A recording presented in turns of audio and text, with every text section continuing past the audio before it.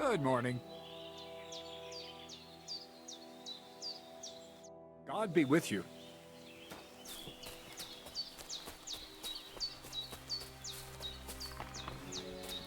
Good morning. Take care now.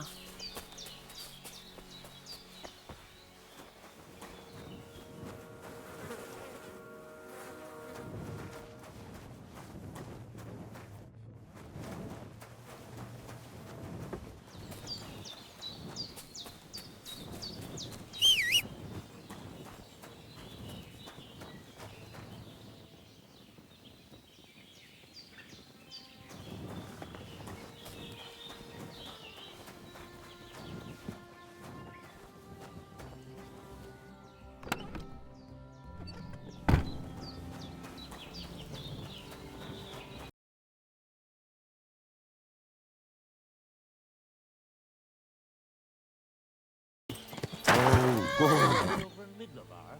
Not sure. You there! Hey? Yeah! Get out of here now! Who speaks here? Grant! Right now! That's what I...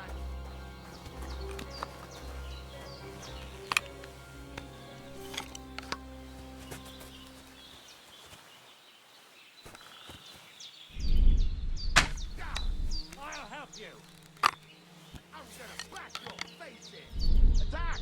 Everyone, get over here! Where did that come from?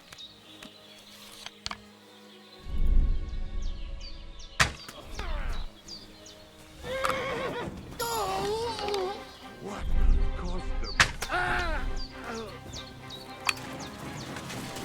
Fuck you!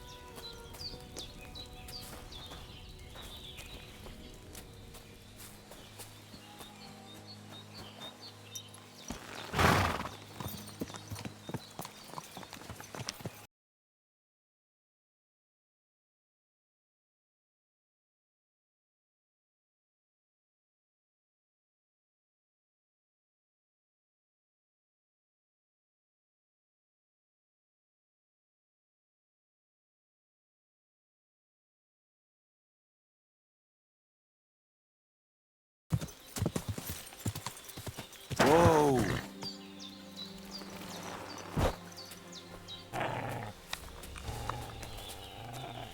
What the? Huh? Let's rip him a new one! God, just...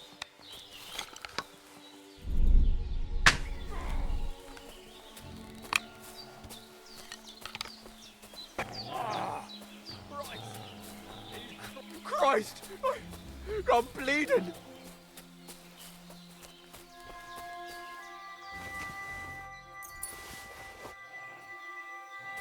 Christ! I'm bleeding!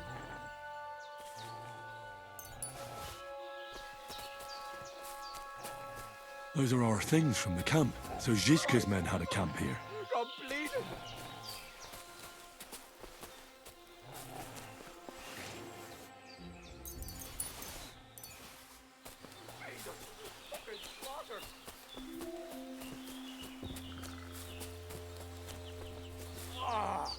Christ!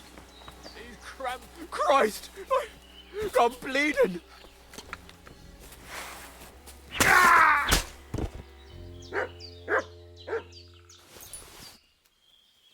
Here, Mutt!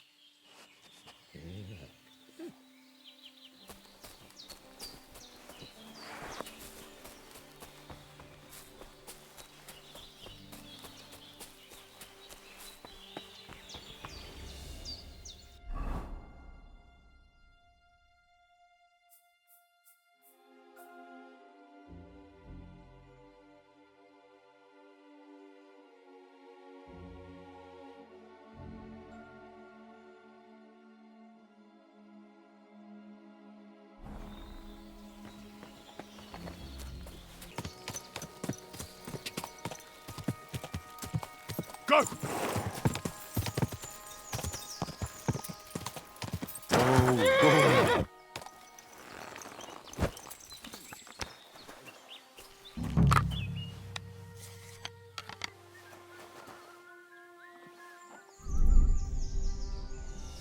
Oh, My lord! Someone's shooting at us!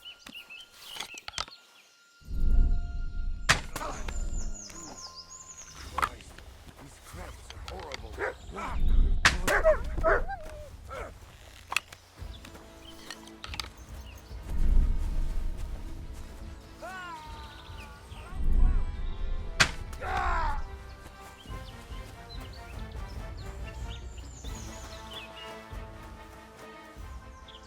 Christ! I'm bleeding!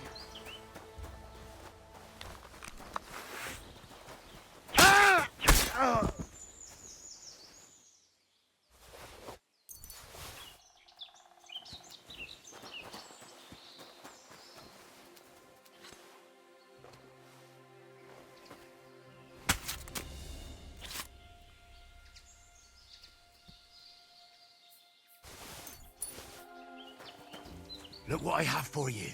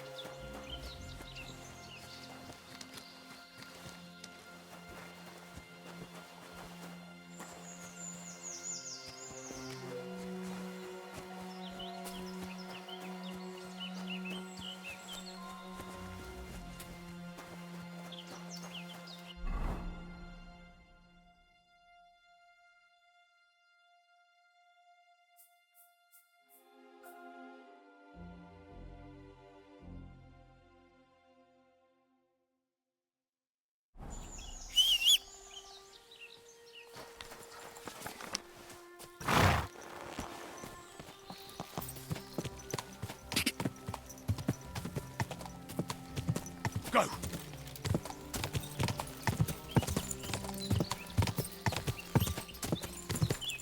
Ka! Whoa! Whoa!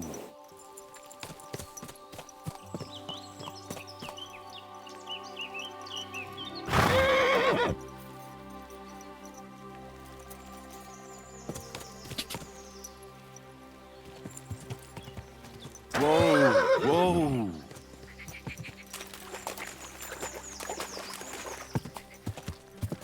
Whoa!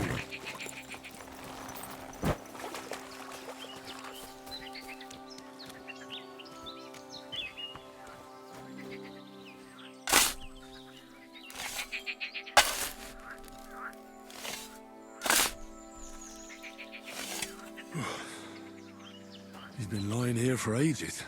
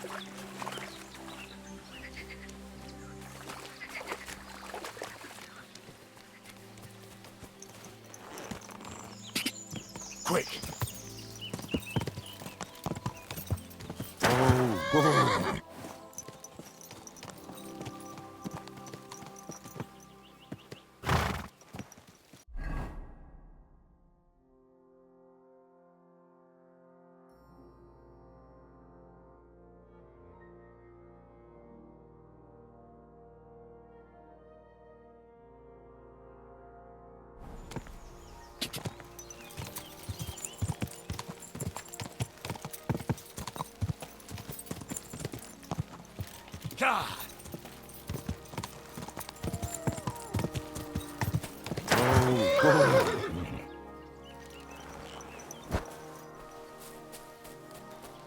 Hey, it's Hans double-crossed me. How do you know? I found out by chance. It wasn't just me that fell for that tale of selling wares for a tidy profit in Germany. He'd take people to taverns, get all friendly with them, then take all their goods and vanish. How many people are we talking about? I know of at least 3. But it wouldn't surprise me if there wasn't a lot more of us. It happens all the time. Well, you should report him. They'll catch him and give him what for. It's already been done. He got caught with stolen goods somewhere. Then one thing led to another, and they found out he was involved in all sorts of dodgy business. Well, that's good, isn't it? I suppose so. But it made me realize how hard it is to trust anyone these days. Not everybody's out to get you. I hope you're not, at least. Sorry I mistook you for him, but you do look a lot alike. So, chances are you won't be seeing your money from Hans again, will you? Oh, see, that reminds me. I need to pay you back for what you gave me last time. Hans may have been a crook, but I pay my debts. Nah, you keep it. I'm sure you need it more than I do right now. Seems that not all people are bad after all. May God repay you for your... I'd like to... Take your...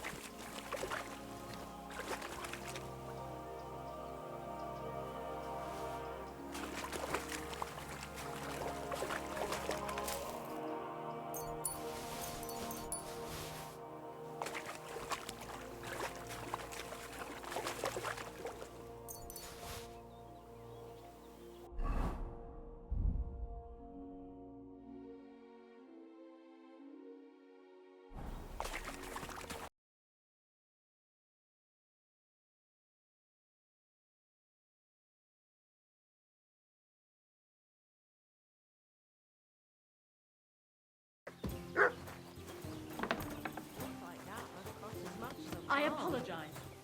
What's that dreadful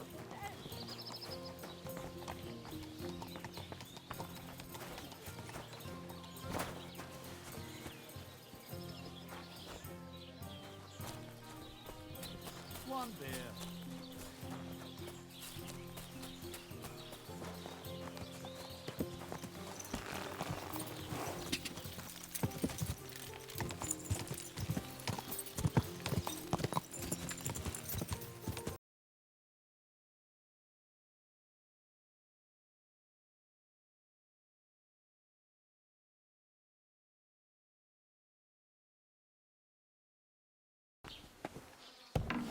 What's that dreadful... Grüß dich. What do you have?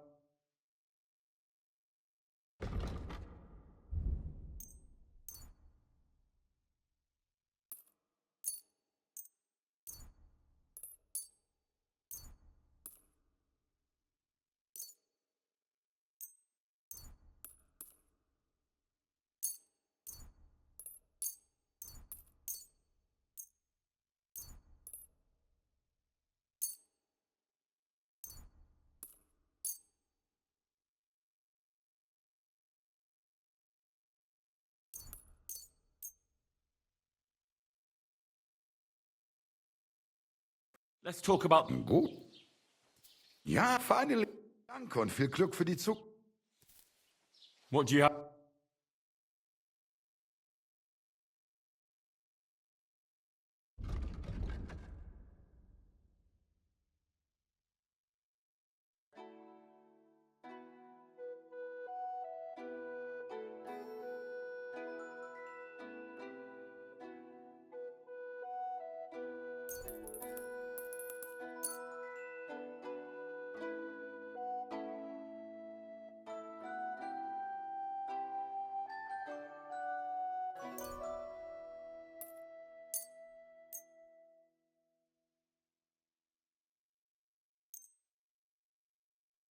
A word about...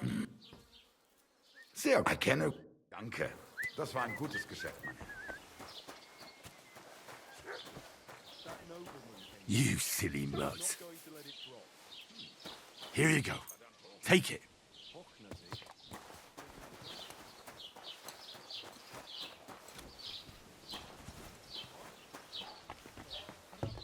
Does your wife really starve you? Willkommen, mein... Was möchtest...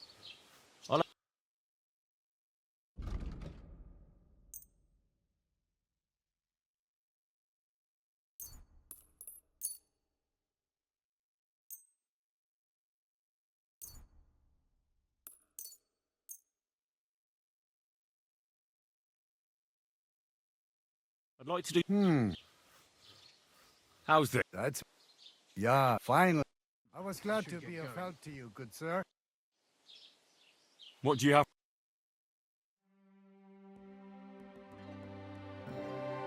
Nothing to your liking, sir.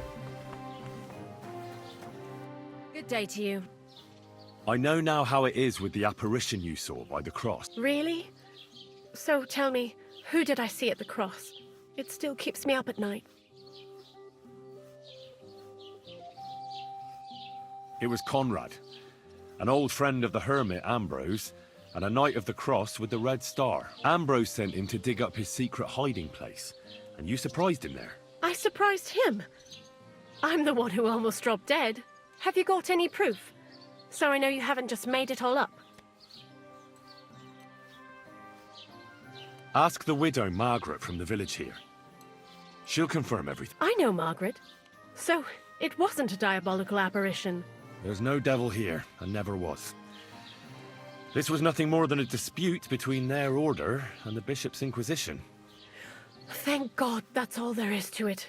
And may the old hermit's soul rest in peace. And thank you, too.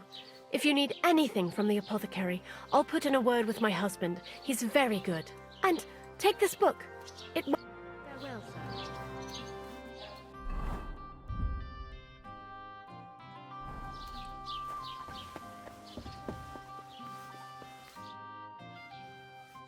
I'd like to... What do you... I'd like... Fine.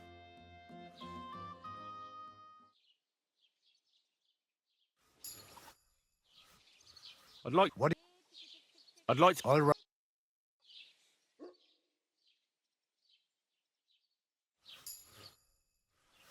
I'd like... What are... Tell me the... I'll...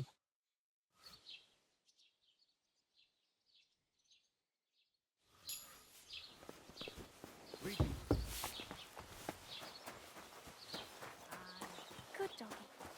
Good boy.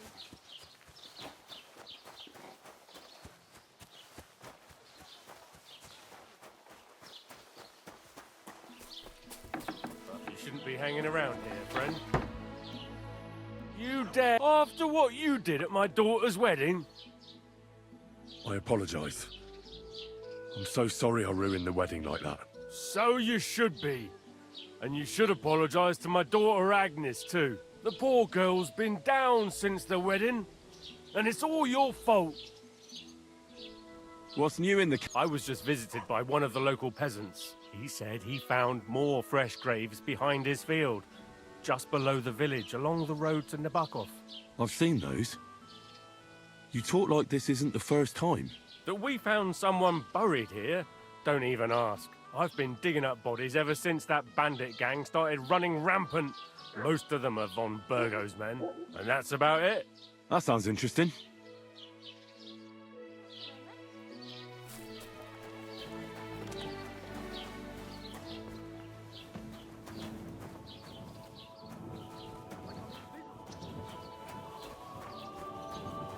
Christ! What's the holdup?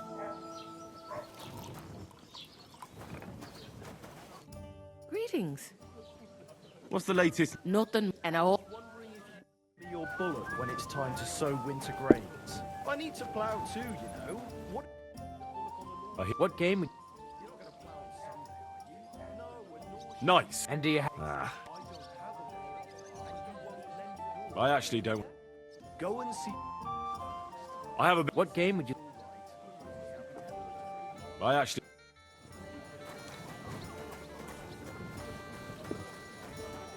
And why do the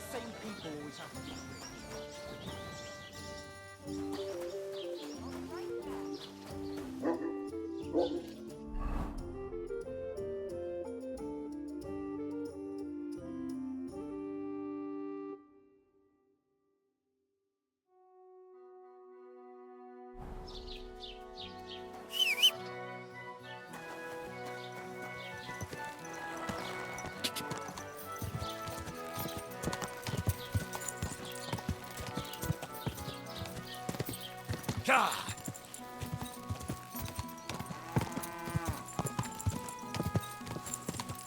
Go!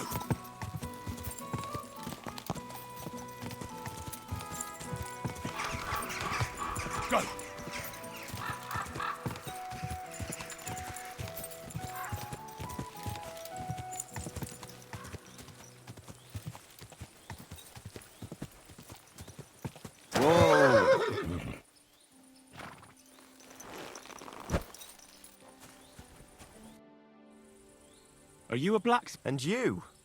Gentleman's manservant, I reckon. You deserve a clobbering for how... Be my guest. I'm Yira. Hard as nails and happy to flatten you any time of the day. Careful, though. I don't like blades. Glad to hear that. Oh, sorry, brother. I didn't take you for someone who could swing a hammer. I love smithying, but I have a lord I must serve. What are you doing here? Our forge has gone undone for. And these folk around me lost all they had, too. So war, eh? It's a shitty thing. Aye, well, that's just the way it is. By God's grace, I still have 2 hands, and I can always find work. I could do with a bit of coin right now.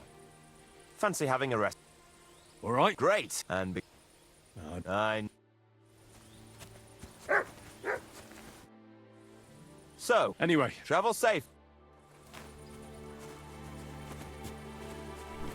I'm sorry.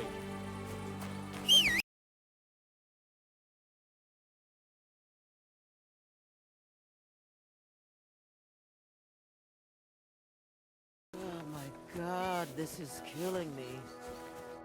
Lord be with you. I took care of Charlie. I reckon he's not so handsome now, is he? I'm glad that fucker's dead. Did you bring me a souvenir like we talked about? I've got it right here. Hope I didn't get any blood on it. Aye, that's the one.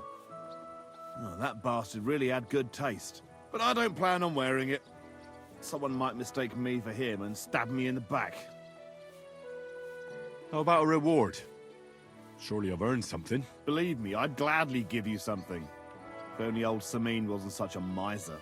I'm starting to believe he really isn't as wealthy as he used to be. But, if you like, you can keep Charlie's cap. No thanks. I'm not much of a show-off. That's wise, lad. Vanity is no virtue. So what now? I reckon I'll have to wait again, won't I? Aye, unfortunately. Give me a day or two, then I'll know where to send you. Take care. God be with you. Greetings to you too.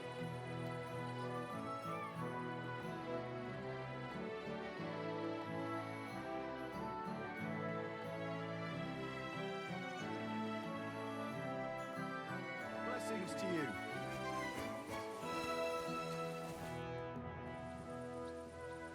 I need to get... I'll get coin up. What if I... It's just... That would. Here you go then. Now then.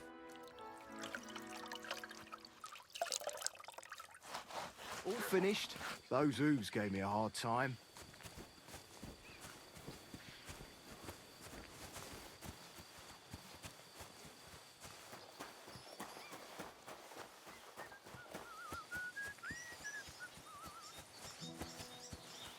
Praise God.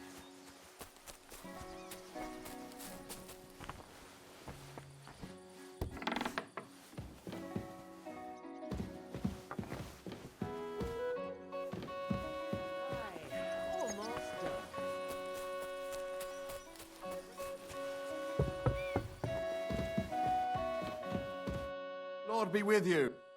Do you know who's next? Well, if you've got the time, I know where you can find Johnny the Gob. I've got time to go after him. I see. Look, it seems you're not too keen on getting him. You knew him better than the others, didn't you? Knew him. Johnny was my right-hand man. Can't even count how many times we saved each other's asses. And now his is in a sling. What should I bring back this time? His shield, I reckon. There's no other like it. Where can I find the gob? You know what's funny? If I hadn't sent him out on an errand just before you got to Apollonia, you'd have got us both. Where did he send him? Just a little ways off, to the bank of Rock Tower Pond. There's an abandoned hut there, from what I've heard. He and his people are still there. Why did you send him to a hut by the pond? Another band ambushed a noble's retinue there. We wanted to see if anything got left behind. I know exactly where it is. I was in that group they attacked. You were, eh? Then you were bloody lucky to come out of it alive. The ones that attacked you ain't any ordinary footpads. They weren't there for the silver. What did they want then? Lord knows, lad. Some higher goal, I reckon. Those types are the worst. What's the gob like? Tell me about him. What can I tell you? He's just the best. He's a mountain of a man. A hell of a warrior. Bloody smart, too. But he's too old and too proud to give up on his craft and go and rest on his laurels. I like the bloke. I really do. He deserves to die in peace, with a woman in his arms, not being hunted down like some vermin. How many men did you send with him? 7 of our most experienced. And well-armed. I've heard enough. Henry, wait. I have a favor to ask of you. You know, Johnny was a stand-up bloke, and it would be a shame to kill him. What's more, he's a fair bit older than me, and he has a bum leg. It would be dishonorable to kill someone like that, you know. Wait. So you want me to let him go? Not so loud. I know Samin wants them all dead. But I beg you, don't kill him. But if I let him live, I risk not only my arse, but yours and his as well. Aye. But he doesn't deserve the same death as those whoresons Charlie and Kanker. Unlike those other bastards, Johnny never betrayed me. Surely I don't have to explain to you how rare that is among bandits. Well, I'm still not too sure about it, but I'll try. Though I'll save my skin before I save his. So if he doesn't surrender, I won't have a choice. Of course. But I'm glad you'll consider it. Farewell, sir.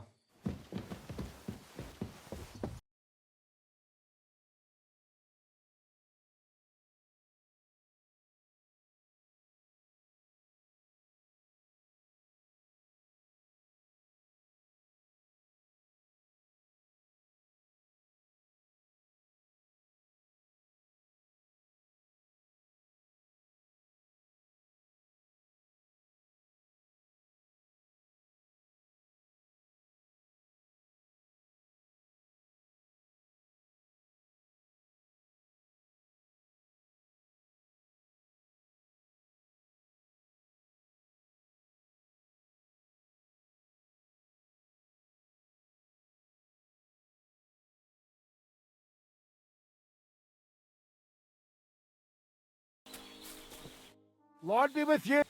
I'd like... What do you... I'm still... Fine.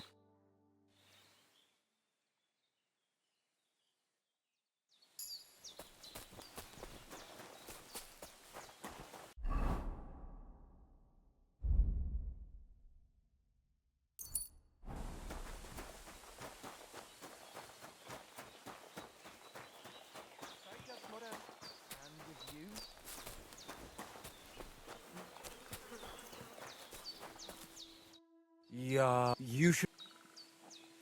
I hear there's an Enelin living here with you. Where can I find her? Eneline is a city girl, used to precious things. So we had her watch the horses. Dave, if you don't find her at our forest stables, she might have gone to the pond for water.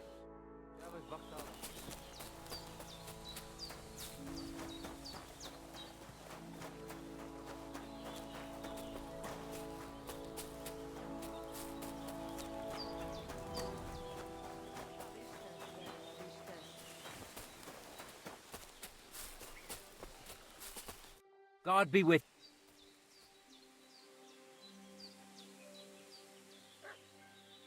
I'd like to... Why not? It'd be my... Aye, after enough now. Well, I'd like to learn... why not? if you, Hmm. as I life and now. Well, I'll be. I'd like to... Why? I don't, but I would you. Hmm. But if open, and that's it now. You know what?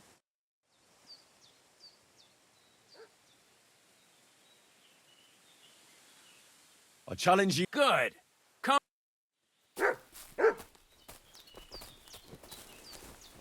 I'm sorry.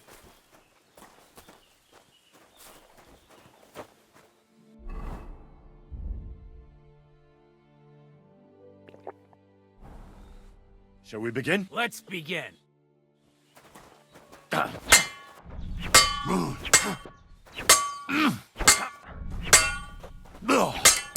Ha!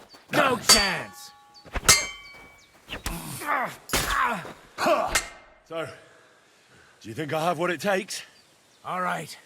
You deserve to be taught the Master Strike. Here's a training sword so he won't get hurt. Let's get to it. The pinnacle of swordsmanship are so-called Master Strikes. You can only perform a technique like that with a sword, no matter if it's short or long, or if you're using a shield. What you do need is a blade and a guard that protects your hands. Master Strike is a technique that allows you to counter an opponent's attack with your own. A swordsman that can learn such a technique is undefeatable.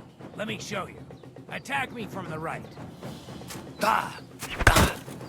Now that's... Now you try.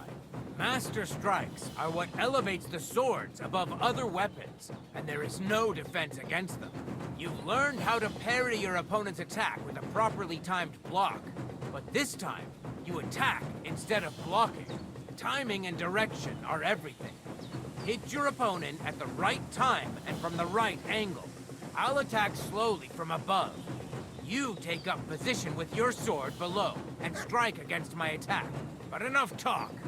Come and try it yourself. Not like that. You were supposed to counterattack from the opposite side when I started attacking. No, you need to attack too. Snap out of it. Not like that. You were supposed to counterattack from the opposite side when I started attacking. All right, let's try it once more. But this time, I'll attack from the side. Now pay attention. If I hold my sword to the left, put yours to the right. If I'm on the right, get ready on the left. Master Strike works only with an opposite strike. Otherwise, it's the same. You strike when I begin my attack. Ready? Always. Good. Again.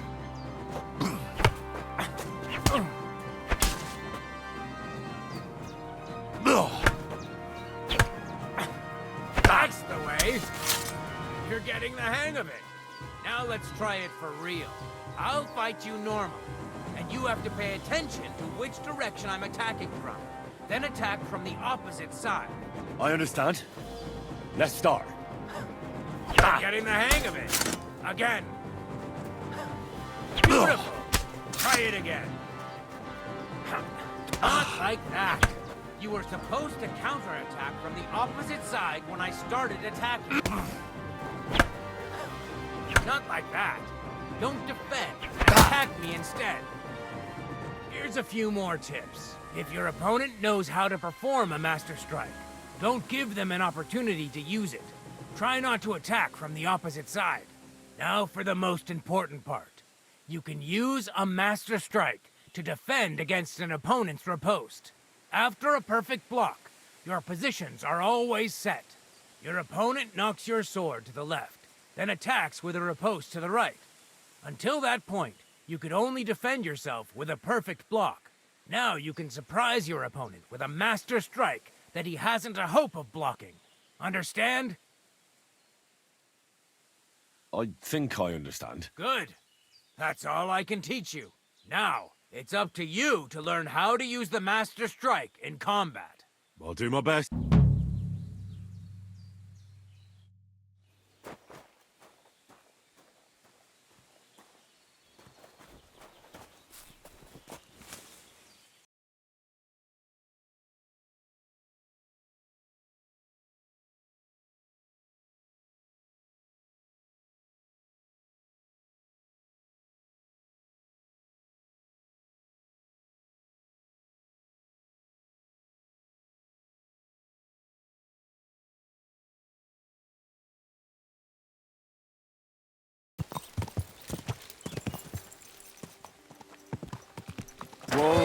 Whoa!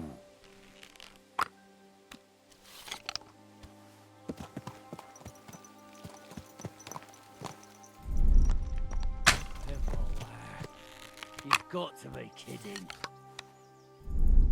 You'll pay for that, you whore, son.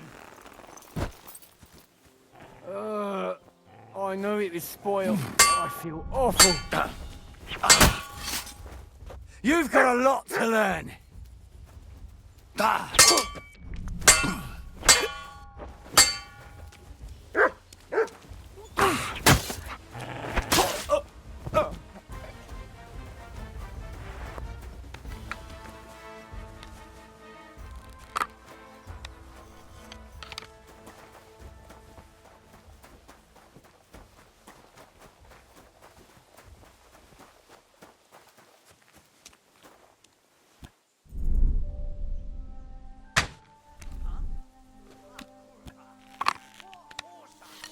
Hey! Everyone get over here! I'll show you! Oh.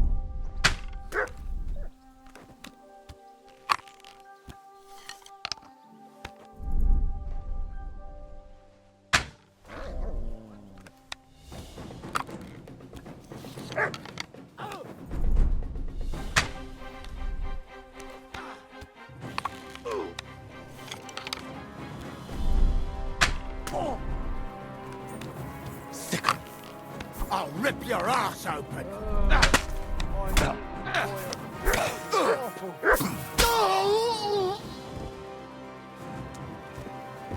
Show what you're made of!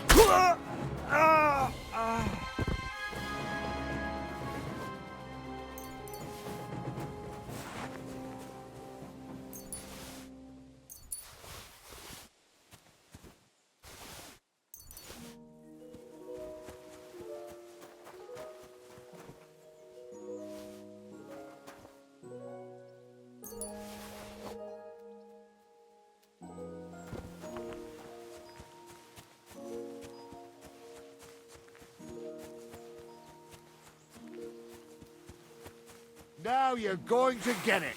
Attack! You'll get a pasting! Attack!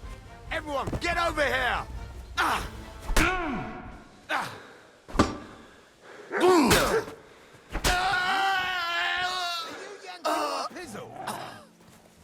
Intruder!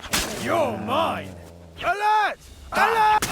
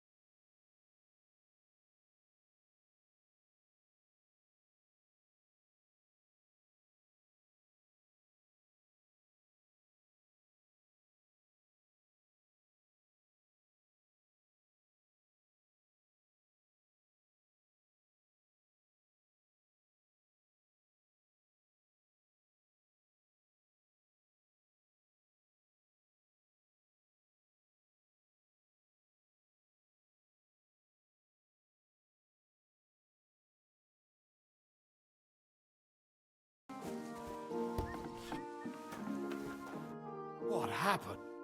I took out the gob's band. Well, well. Nice work, lad. And what about the, request?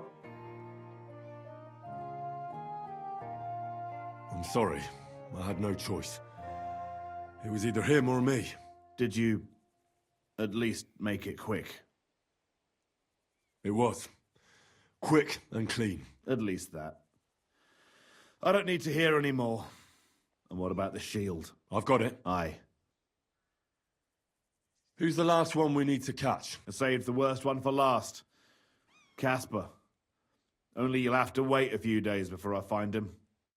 Take care, Matilda. What? Wanted to break in here, did you? So glad we could help. Good day.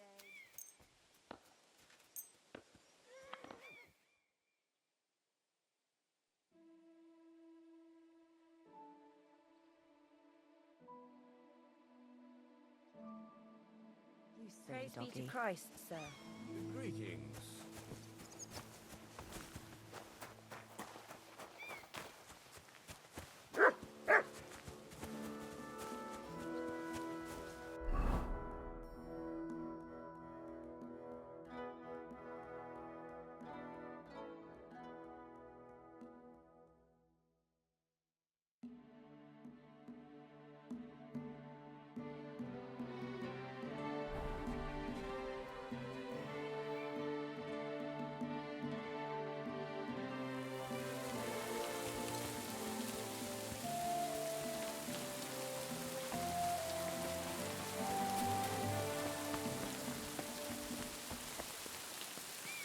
Who's that creeping up? What is it you... What do you want? Have you found Casper? I did. But Henry, be very careful. There's a reason I left Casper for love. The man is a real beast. I just wanted to be sure you had it in you. And you reckon I do? I hope so. What about you? Think you can take him on? I do. Then listen up, lad. His band is one of the biggest. But it's not just about them. Casper himself is deadly in his own right. A real beast, like I said. A vicious, cruel bastard who'll stop at nothing to get his way. Great. Do you at least know how to get to him? Unfortunately not. I'd love to help you, but I don't know how. I've always been a bit leery of the fucker. So this Casper of yours, what can you tell me about him? Yeah, he's a greedy old bastard, I'll tell you that. He'll sell his own soul for a couple of groschen, and he don't trust nobody. You touch his money, and you might as well dig your own grave. And then... Laugh all you want, lad. I once saw him kill a man in cold blood, just because he thought he'd skimmed off the loot. And did he? No. They didn't find anything. But it didn't make much of a difference to the poor dead bloke. Where should I look for Casper and his band? From what I hear, they've holed up in a forest near Apollonia. Be careful. The rock, and if you go there at night, be bloody careful, you hear? Aye. Weren't you listening? It'll be bloody hard to find them there. And to make it there unnoticed will be damned near impossible. What's more, I heard they recently got their hands on a fine bit of loot, so I guarantee they'll be keeping close watch over it. This is starting to sound more and more like a suicide mission. Yeah, I'm sure you'll figure it out. I believe in you, lad. That's everything I need to... Wait a mo. There's something of his I need you to bring me. To prove he's really gone. Really? You still want to test me? Old habits die hard. I want his ring. It's a big gold one. Have a soft spot for trinkets, do you? Didn't expect that of you. That fucker put it on every time he wanted to bash someone's teeth in. The edges are quite sharp. And I've got an old souvenir from him myself. Just under my ear. All right. If I come back in one piece, I'll bring you Casper's ring. See you soon, my friend. That's it. Go now.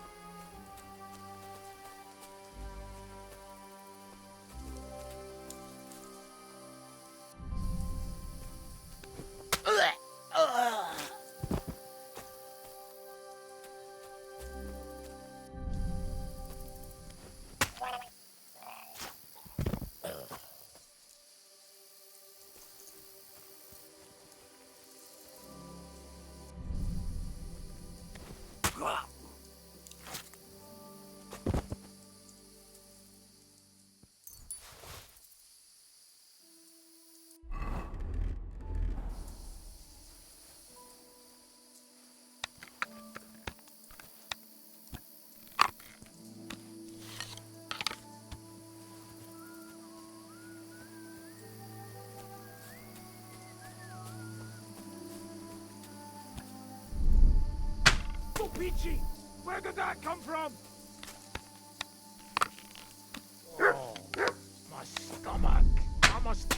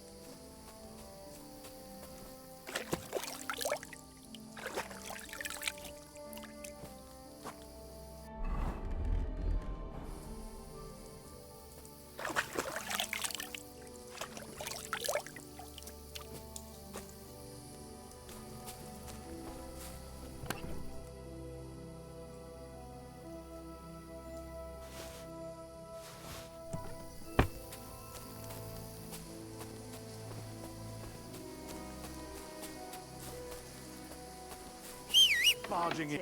What is it you need? Your Lord be with you. Caspar is with the Lord now. That's the last flea out of the mattress. Good job, Henry. What about the ring? Have you got it? I've got it here. Aye, that's the one. Nice and shiny. It matches my eyes, don't you think? Do you think I could have it? I don't know. I was going to keep it for myself, since the bastard left a scar on me with it. But all right, you rid the world of that bastard, so I suppose you deserve it. Thanks, Gil. If Caspar was the last of your band, then we've got them all. Indeed. The local lords can rest easy once again. And what about you? Aye. Me too, for that matter. If you hadn't taken care of them, it'd just be a matter of time before they came to take me out. I'm nothing but a bloody turncoat to them now. And the punishment for that is harsh. On both sides. So thanks, Henry. What's next for you? Now? Serving Lord Sameen. Now that I've put my past to rest, hopefully he'll be able to trust me. That'll be quite the change, no? Yeah, it sure will. I just wonder if I'm not too old. If it's not too late for me already. I don't know if I can get used to it, but I reckon we'll. I appreciate... Don't worry. Now that's more like... Well... Come and see me anytime. You're good, Henry. I'll give you that. I'd like... What are you... I'm in... Ah. Praise the Lord. Greetings. I thought I told you to do something. I'd like to... What do you want to... Teach me... All right.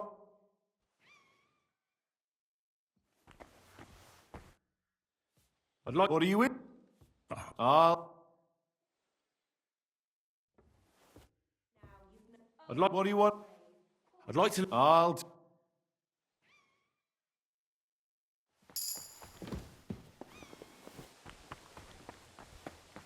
Good. And don't come back till you've learned your manners.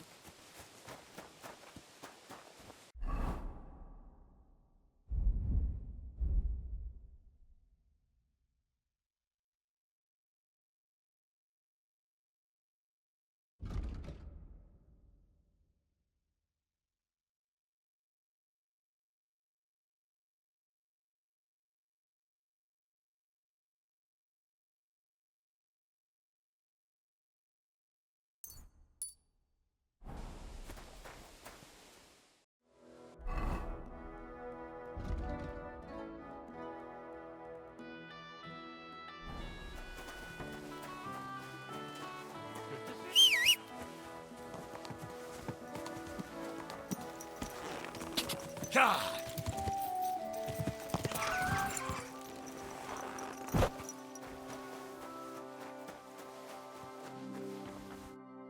Greetings. I need to get across the road if you... All right, I'll get... Good. The carriage... Let's get...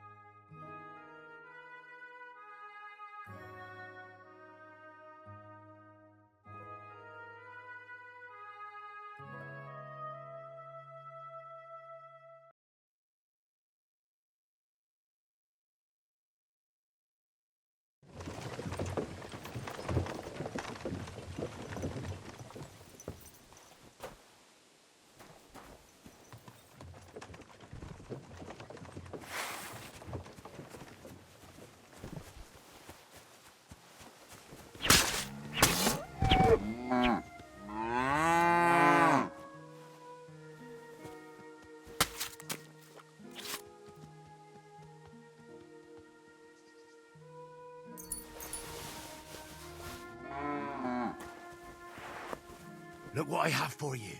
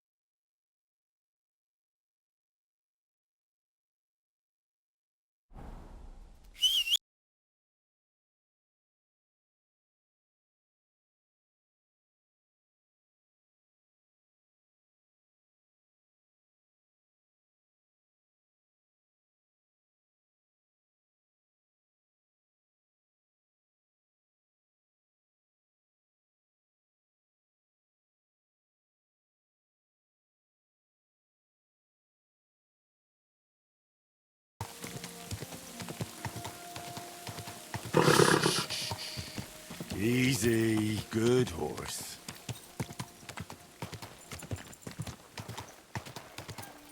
Whoa! Whoa!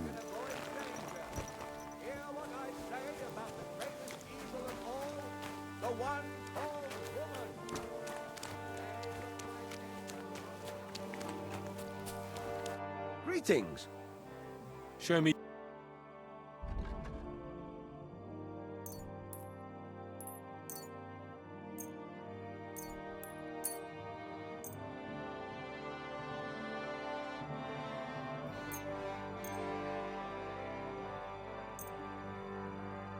Thank you, and a good day to you, friend.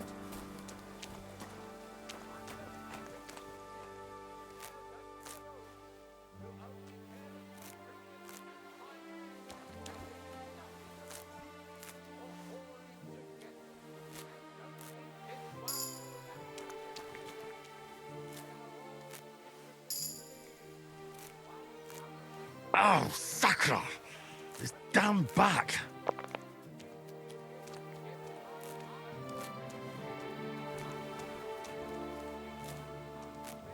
Ah, my back!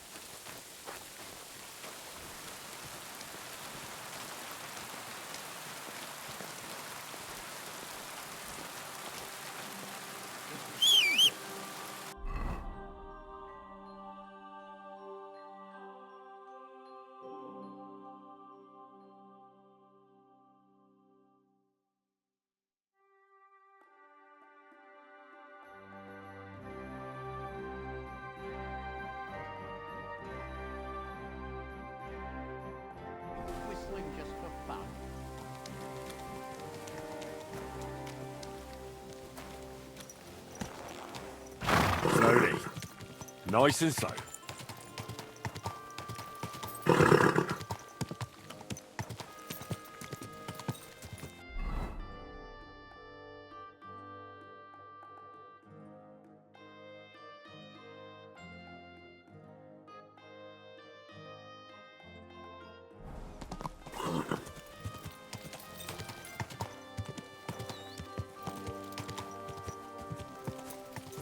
God!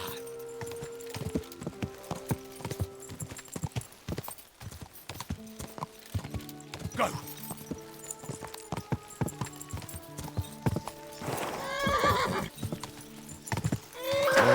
Whoa.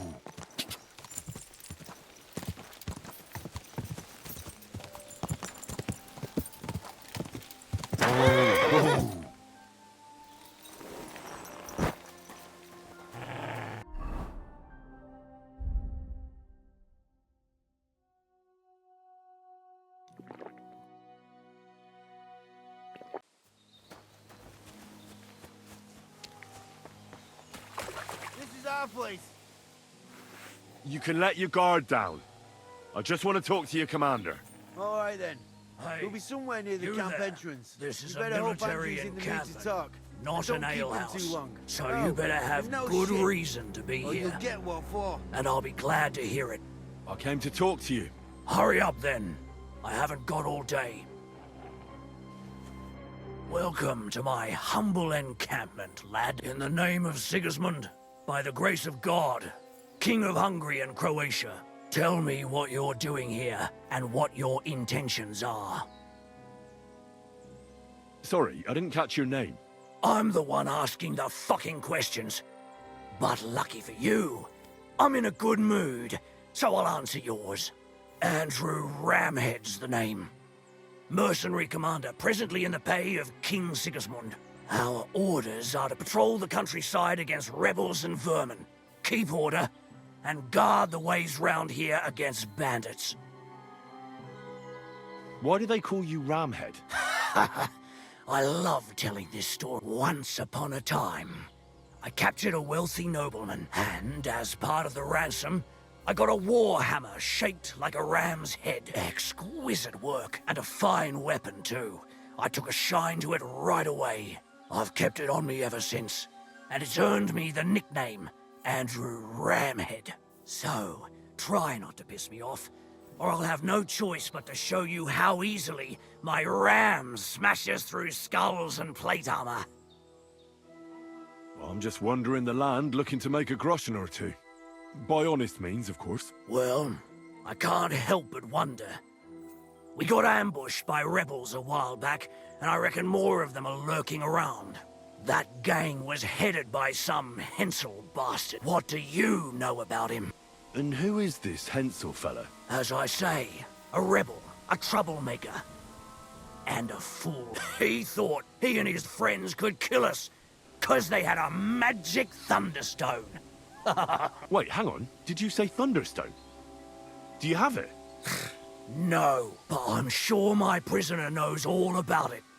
So perhaps we can make a deal, though it won't be that easy. What do you have in mind? Well, either way, the fact is he attacked us, and in so doing he has trespassed against the majesty of the king. But in my view, anyone can make a mistake. And I'm a decent fella at heart, so I'm willing to let him go. For a price.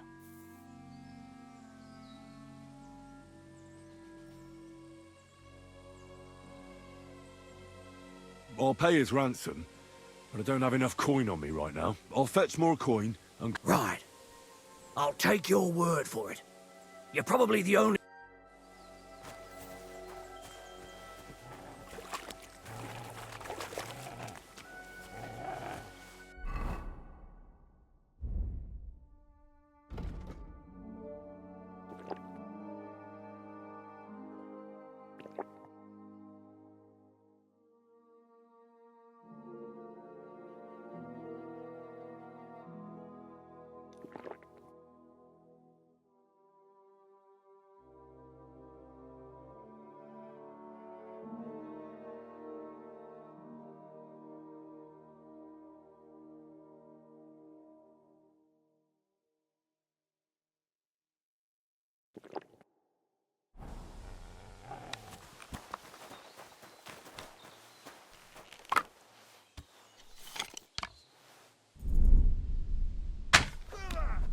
under attack!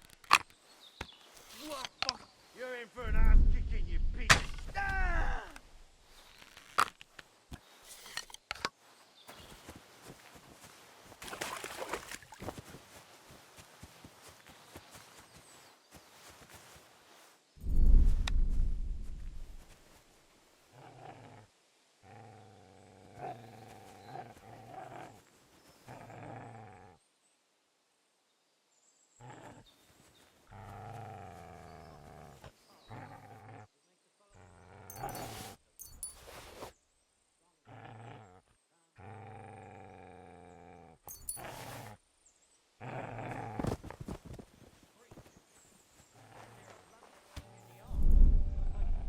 It's a trap! Oh, Christ.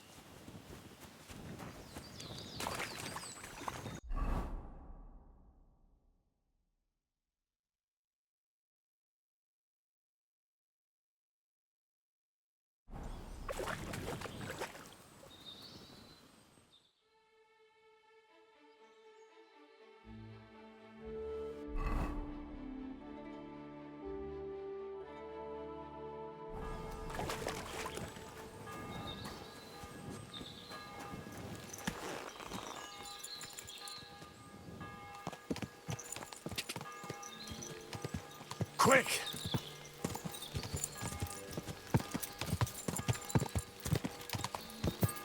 Ka!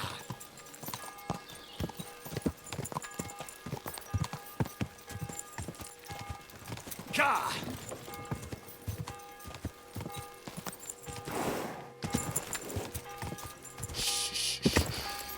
Easy, good horse.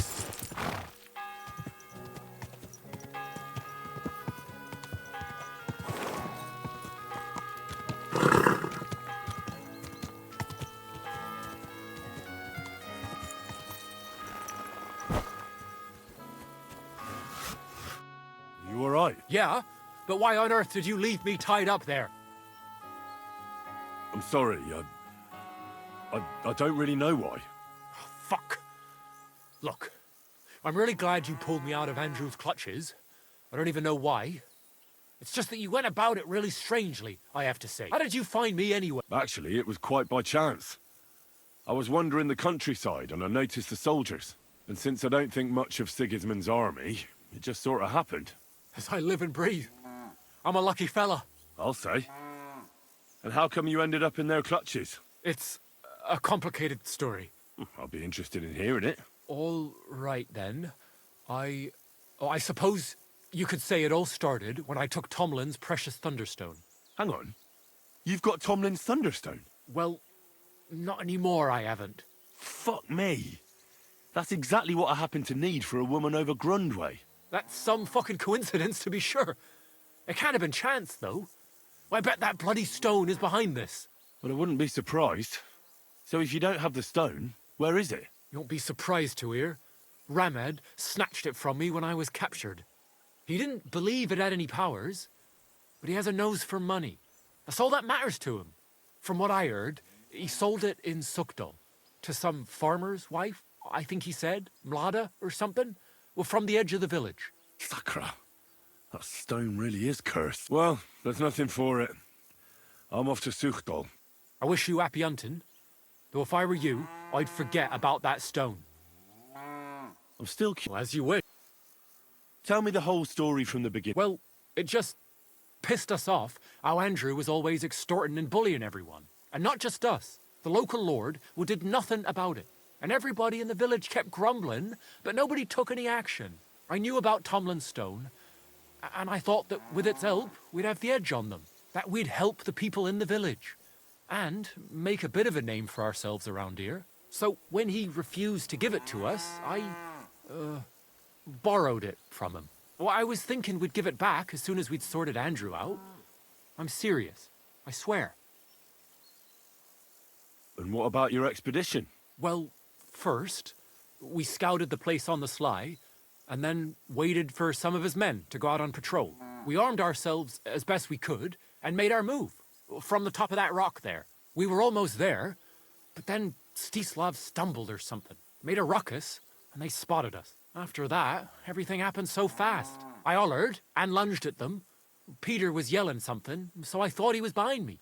All these shots were whizzing past as I charged at them, but nothing hit me. Well, then I got stuck in. They outnumbered us. In the end, I took a blow to the head. That was pretty much it for me. What happened after you were captured? I was scared, shitless. I thought they were going to kill me. One of them suggested just leaving me tied up in the woods or drowning me. But thankfully, Andrew disagreed. So they held me prisoner. I don't even know why. And this Andrew and his soldiers, what were they doing here? Andrew Ramed, they called him. He had this handsome hammer, shaped like a ram it was. And that's what they say he named himself after. Their orders were to keep watch out here. They had their own ideas of what that meant. They fleeced wayfarers, merchants, locals, wherever they could. No one was safe. They often grumbled that the army wasn't paying them properly. But if you ask me, they more than made up for it on the side. They even took someone's cow. What are you going to do now? Oh, I don't know. Same as before, I suppose. There's nothing to keep us here, but I can see Peter and me staying another summer. Perhaps longer. I mean, it's nice here, and the village is protected by a strong fortress. It's a good place, if you ask me. You never know. I might find myself a piece of land, or marry into some. Take off a bit more, he says.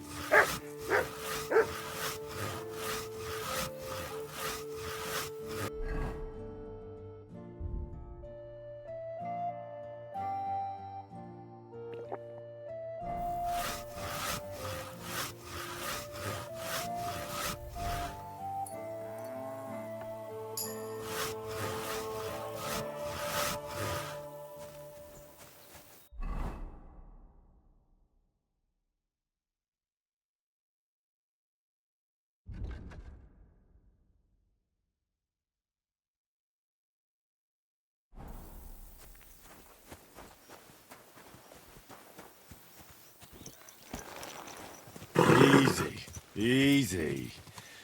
Nice and slow.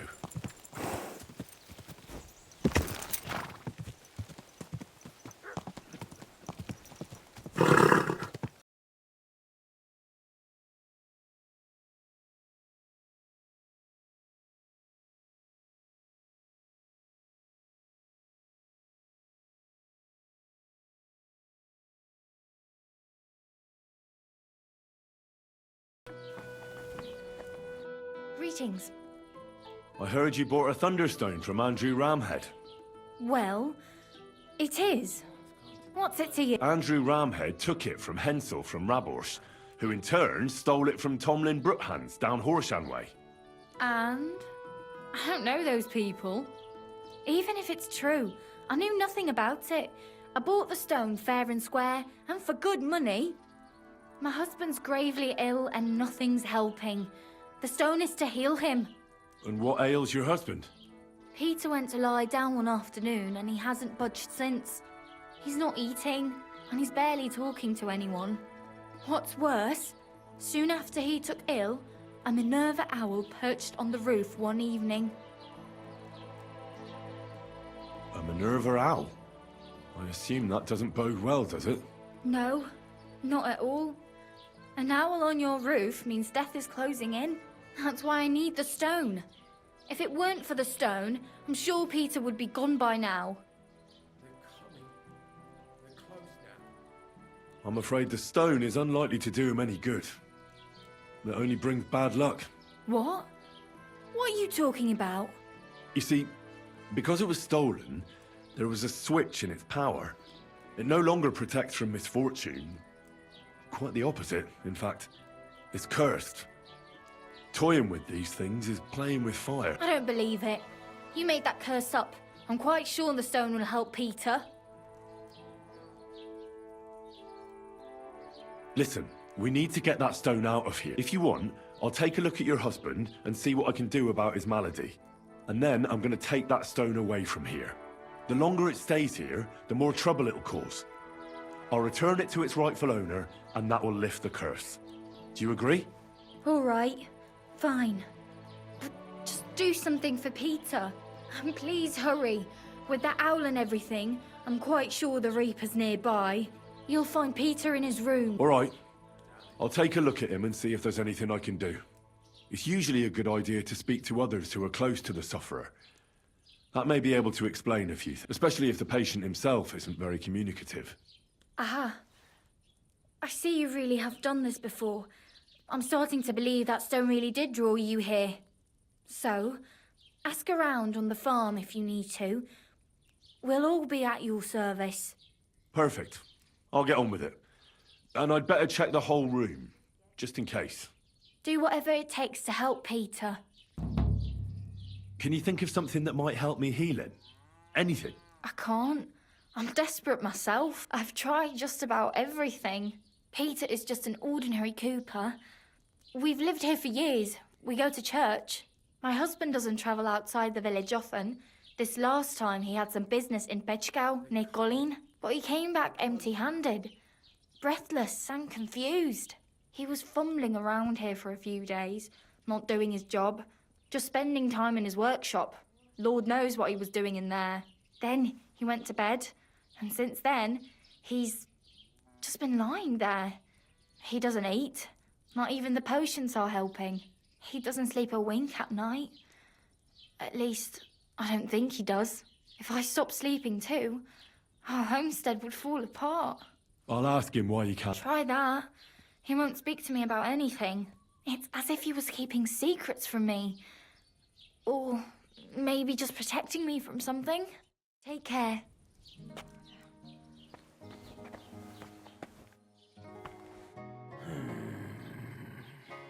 Peter, my name is Henry. I'm here to help you. Another poor bloke that's to deal with me, as if Mlada didn't have enough on her plate already. I'll try to figure out what's wrong with you. Don't be alarmed. I need to take a closer look. Let's see. No swelling. No cancer on the skin. Does this hurt? Nothing hurts. Your palms are cold. Your muscles are tense. And your heart's pounding so hard you could hear it all the way to Prague. You seem like you're ready to fight. Or flee. They're getting close now. Who is? The soldiers. Sigismund's men. Well, physically, you seem fine, Peter. It's strange. I'm a weakling. A weakling.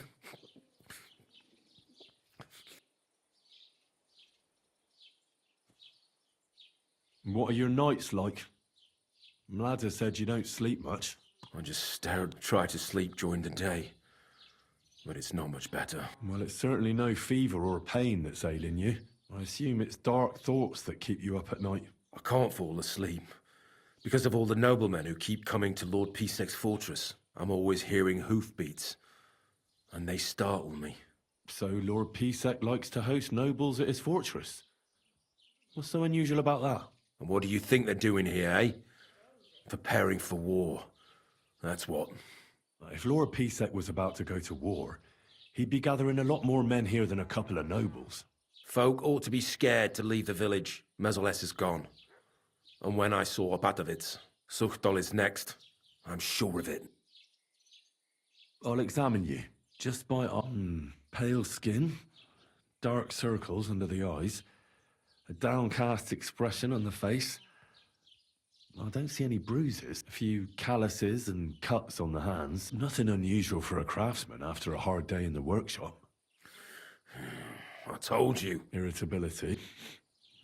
No foul odor. Bodily humors aren't leaking. And you aren't bleeding. But I will, when Sigismund's horde gets here. Why would Sigismund attack Suchtol? He does as he pleases.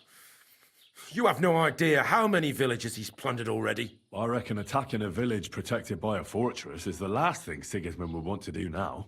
The fortress is what's bothering him. That's why he'll destroy it. And us with it. I don't know about that. What am I going to do with you, Peter? There's nothing wrong with you physically, so it must be an ailment of the soul. The chamomile decoctions will help calm your mind. But you'll have to change your diet as well, so you don't just drink potions. And last but not least, some words of encouragement wouldn't be amiss. You'll be back on your feet in no time. I'll get things ready and be back soon. Peter, I have some suggestions for treatment. I'm listening.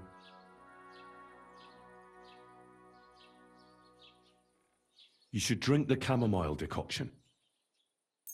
Great.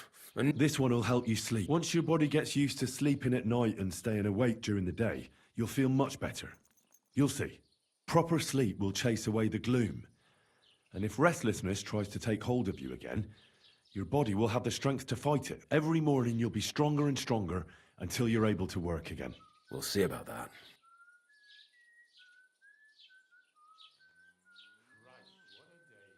Listen, Peter.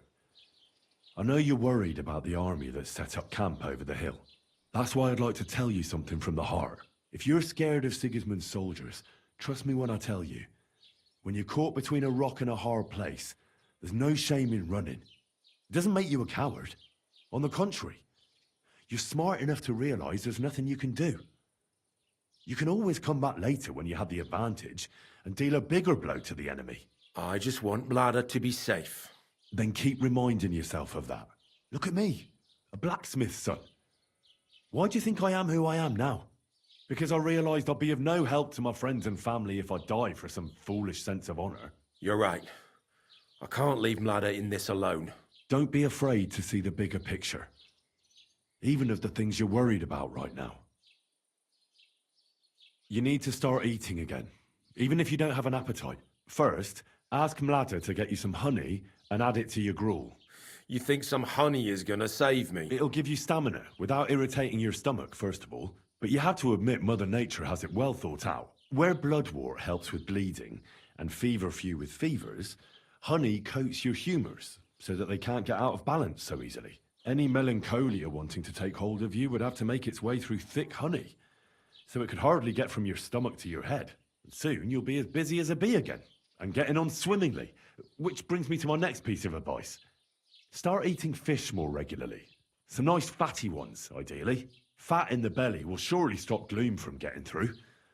Same as with the honey. I suppose that makes sense.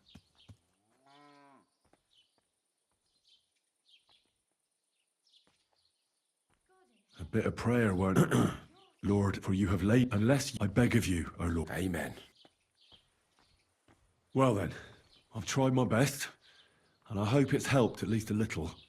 I'll come back in a few days and see how you and Mlada are doing.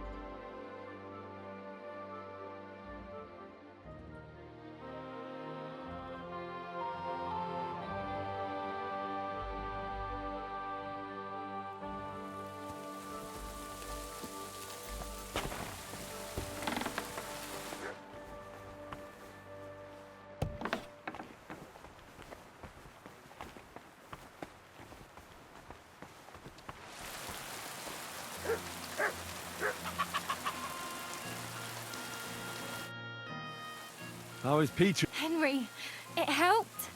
Peter got up in the morning and went straight to work. I can tell he's still fighting something in his head, though.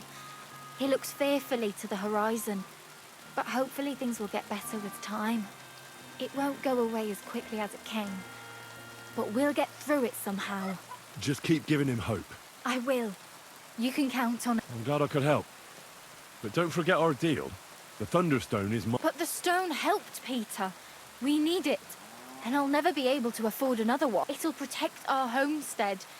And what if Peter's illness returns? Then I'll need the stone again. The stone has great power, but it's used up all the strength it had for you. Now it's time for it to help others. You're right. Here, it's rightfully yours.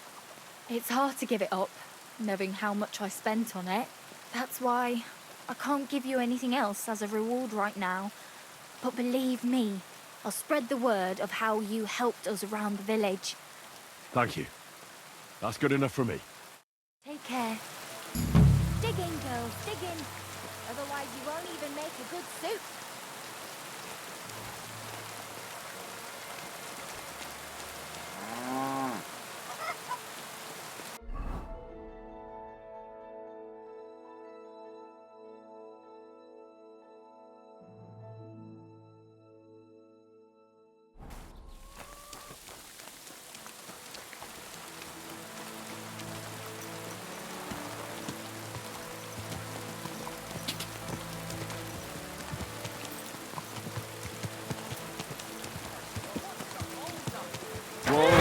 Whoa!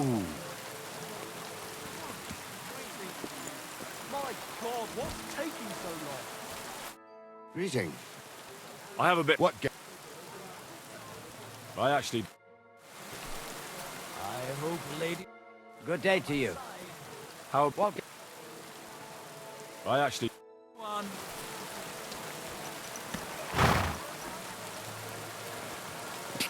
Gah!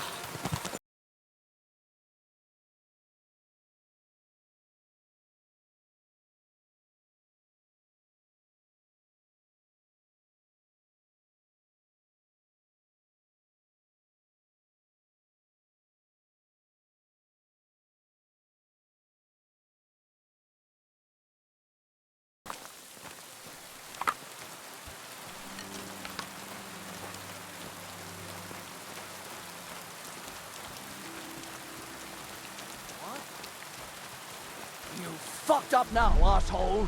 Alert! Alert! Ah!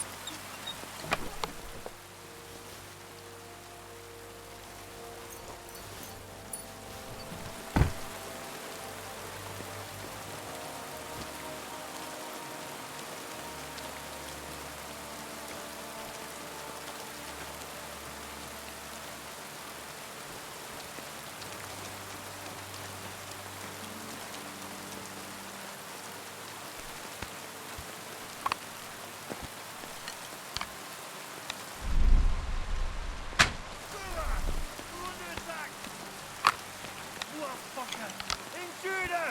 Get over here! Now you piss me off, you fucker. Sick 'em.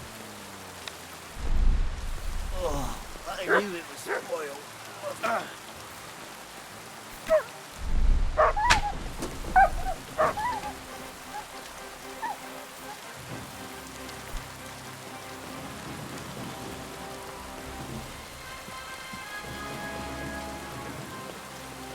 You swine! I'll kill you, you cunt! Stop praying!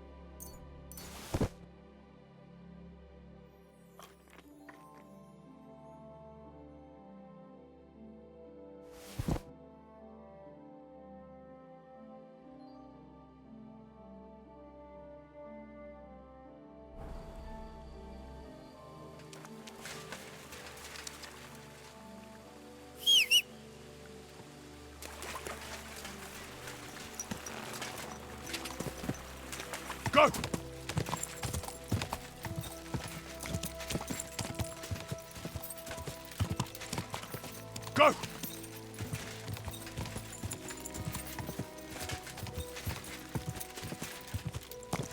Quick!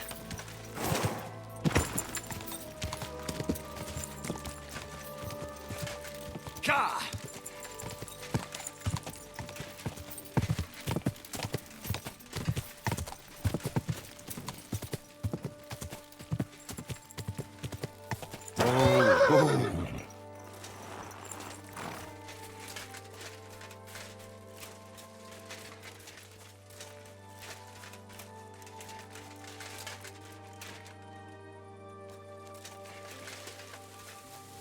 Hey, good. What are you doing? Not entirely. I'm Sir Yezhek of Holohlavi. And I'm... Well, Henry, I'm terribly sorry. What? Please don't make it harder for me than it already is, and surrender nicely. Yield. Let's fight then. I'll tear you a new arsehole, you fucker! Ah! Ah! We can stop any time.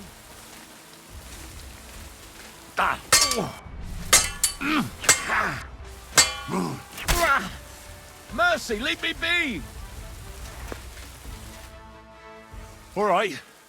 I'll spare you. I'll explain it all to you.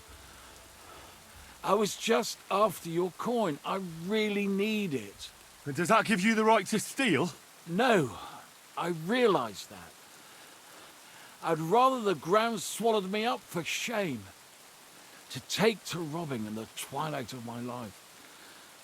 And then to fail at it. That's true.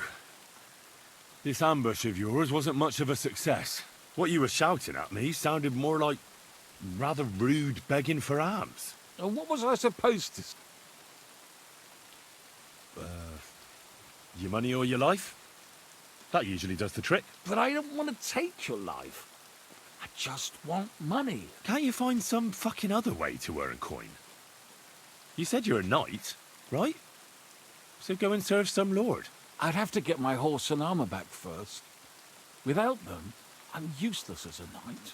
Someone stole your horse and gear? How? It's a long story. No matter. I have time enough. I made my living through honourable service. Most recently as a mercenary in King Sigismund's service. How could you fight for Sigismund? After all that foreign dog did here? Petsunia non olet, my friend. You know the saying. Money doesn't stink. At least up to a certain point. Our unit was tasked with requisition supplies in Betshwar. That's a village not far from here. Zavish of Garbov, my commander, said the people were starting to cheat the army on supplies. So we were to reweigh and recount everything. And he was right. They were slipping sand into the flour sacks. And they were playing dumb about it. Zavish lost it. And the requisitioning turned into plundering. Well, it's not pretty. But these people knew what they were up against. If they'd been honest... Then they'd have nothing left. Wherever the requisitioning unit goes, even the mice starve. I went to Zavish to stop it. What's chivalrous about plundering and killing innocents? In the end, I challenged him to a duel. We wagered our honor, our armor, and our horses. And you lost it all? And with it, my place in the army. Why did you wager everything in the first place? Is it some kind of knightly tradition? Not always. It's a gesture to show that you really will defend your point of view at all costs. It was noble of you to stand up for the common folk. Perhaps. But you see the result. No good deed goes unpunished. Now, I'm trying to get enough coin to get my things back. And you seemed like a skilled fighter. That's why I chose you. If I must do something so despicable as robbing people, then at least they should be capable of defending themselves. And how much money do you actually need? Heaven knows. In truth, I don't know if Zavish will speak to me at all, but I have to at least try. What if I tried to help you? I'll go to your commander and try to convince him to give it all back. You'd do that for... I offered, didn't I? So, where can I find this man? In Sigismund's camp. His name is Zavish of Garbov. He has a black eagle and 3 yellow stones on his coat of arms. He's got a rather inconspicuous tent above the camp kitchen. Hopefully you'll find it. And how will I recognize your things? Is your coat of arms on them? Of course, on my cuirass and on the caparison of my horse Gringolet. It's the same as I have on my shield here. A black raven with a ring in its beak on a yellow ground. If you get my things back from Zavish, come and see me in the tavern in Shitok. They let me sleep in the hay there.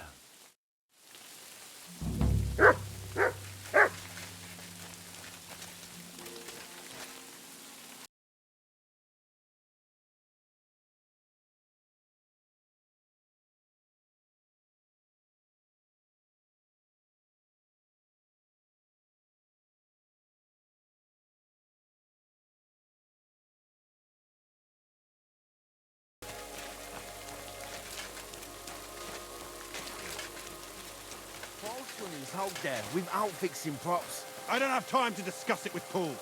You'll be watching it from now on, all right? Or I'll have to find another vet. You can't just sack me, steward. I got this job from Ulrich von Neuhaus. But I can make sure he knows how you run the place. That's the 5th yucca who got scrushed in here. This is some genuine pokery. Be quiet. And now clear off. You need something. You're a Christian of peace. I am? What do you need? Kunzlin Ruthard sent me. About Via Argentum. I see. But I'm afraid I don't have good news for Sir Kunzling. I haven't made much progress regarding the matter we discussed. I just don't have the time to investigate. I'm always needed somewhere, and there's always someone following me around. Well, that's why I'm here. I'll help you with your investigation. Excellent. You'd be pulling a thorn from my side. What's your name? Henry. All right. Listen up. Nobody can know I'm looking into it. It's a very dangerous game, but hopefully I don't need to tell you that. Lord Ruthard mentioned something of the sort. Excellent. You don't happen to come from a family of miners or smelters, do you? No, I don't. I thought as much. I'll be happy to tell you everything you need to know. Now, follow me, please. We need to talk somewhere in private.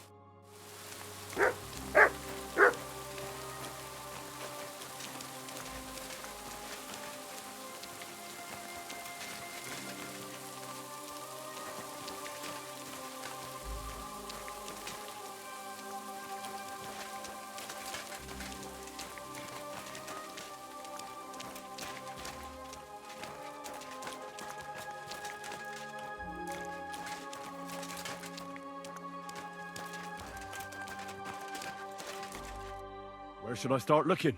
Straight to the point. I like that. We know for a fact the silver must be getting lost somewhere on its way to the mint.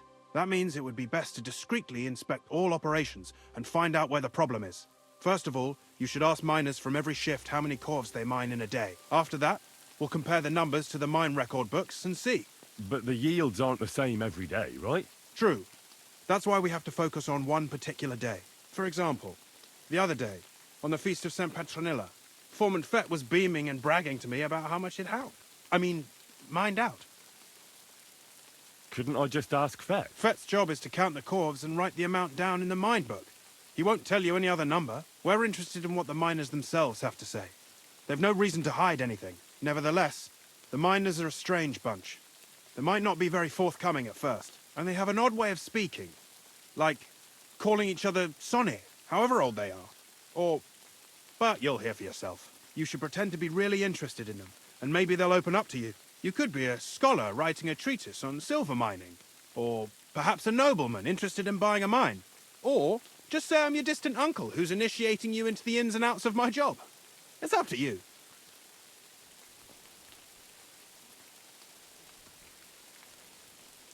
I reckon I could pose as a curious scholar. Suit yourself.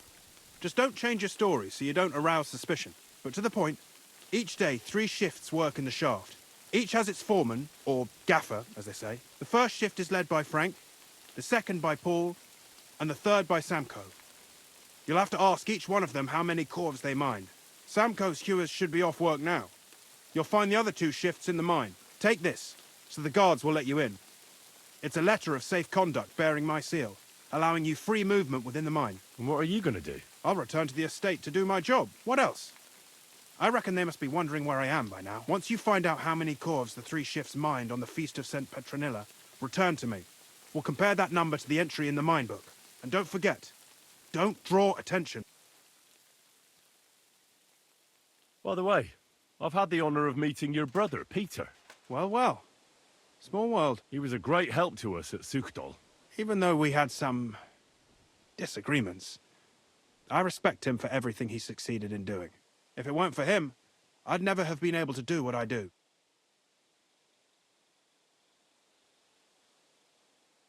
Who owns the silver that's mined here? All the silver in the Kingdom of Bohemia belongs to the king, whether it's above ground or still below it. Though I'm sure you understand, the king has a lot on his mind, and he can't be expected to worry about mining. So he leases out the mining rights to his tenants. It's called the Burgergal. There's a lot of money in it. The tenants have to pay the king, and the king also receives a share of the pure silver from the smelting works. That's the royal tithe. What is this path of silver, anyway? It's the whole process, from digging the silver ore out of the ground and processing it, to minting silver coins. Silver is found in ore veins underground. The pitmen mine it and get it to the surface. The chief foreman of a gallery counts the corves, and the assayer estimates the purchase price of the ore for the smelter. The raw ore goes to the smelter, where it's crushed in a stamp mill before it can be purified by roasting. Roasted ore goes to the furnaces, where it's smelted into raw and then pure silver. Silver is then cast into rods about as thick as your little finger. Can any silver get lost? It can. And unfortunately, it does happen. It may be a capital offence, but even that won't deter everyone. Most often, a pitman tries to smuggle pieces of ore under his clothes. It doesn't end well. Nevertheless, the entire path of the silver, from the ore beneath the ground to minted coins, is closely guarded. Every step is recorded in the books, so if someone is stealing large quantities, they must have it pretty damn well figured out. Who checks the royal share? The royal mint master and his subordinates are responsible for collecting the royal share. That also means me and the shaft foreman. That is why every step of the path of silver is monitored and recorded, starting with how much ore is mined. The smelting works owners don't have to be monitored as closely, since they buy the ore from us. It's in their best interest to get the highest possible yield after deducting the royal share. Who makes money from all this? The thing is, everyone does. Pitmen get paid for mining in the shaft. Mine operators get paid for raw ore. The smelters then smelt everything, sell the pure silver, and deduct the raw tithe. The silver rubs off on the hands of anyone who even touches it. But there's still enough left over for the king. Who owns the mines? The king grants mining rights to his loyal subjects, and these leaseholders can rent out their privileges to other people. All sorts of people operate mines in Kuttenberg. Nobility, rich burghers, even the monastery. In fact, anyone with enough money to pay for new shafts to be dug can share in the proceeds. Who's responsible for the mines? The mines and the mint are supervised directly by the royal mint master, Ulrich Vervark von Neuhaus. As the steward, I'm his direct subordinate. I oversee that everything runs smoothly on his behalf. Then come the chief foreman, then the other foreman, and finally the ordinary pitmen in the shafts. But I don't come in contact with them very often. We follow the path of silver until the moment an ore merchant buys the ore from us and takes it to a smelter. How much do the mines pay to the king? That depends on whether it's a royal mine or a mine in the hands of a mining guild, meaning the leaseholders. I thought all mines were owned by the king. That's right. But it's much more profitable for the king to grant mining rights to rich mine operators. They bear the cost of mining themselves and pay him a share. The king receives 1/3 of the profits from his own mines, but only 1/5 from the leaseholders. That's how he gets what's his from all the mining. What about the other 2/3 of the profits from the king's mines? Those go towards the costs, of course, for operations, wages, and shaft security. Who's responsible for the smelting works? They have their own owners. They buy ore from us and smelt it into pure silver. Then they deduct the royal tithe and they can sell the rest. And not just silver. Processing the ore yields a variety of other materials that can be sold just as well. What happens in the smelting works? Each smelting shop has a stamp mill, a roasting pit, and a smelting furnace. The stamp mill is used to crush the ore into smaller pieces to make it easier to process. After that, the crushed ore is roasted in a roasting pit to remove most of the impurities. Finally, everything is smelted in a furnace to separate the pure silver from the slag. So it's processed similarly to steel for smithing? Yes, but in steelmaking, you don't have to weigh and record every step thrice. How are groschen made from the silver? The royal share from the smelting works goes to the mint in the Italian court. There, the coiners hammer it out into silver sheets for cutting the coin blanks. Then, in the Italian court's preghouse, our minters cut out and punch new groschen. How many mints are there in total? Only the main one is left, the one in the Italian court. There used to be more of them throughout the kingdom, but King Wenceslas II united them all. It was he who contributed the most to the rise of the Prague groschen and the wealth of this region. And of course, his own wealth too.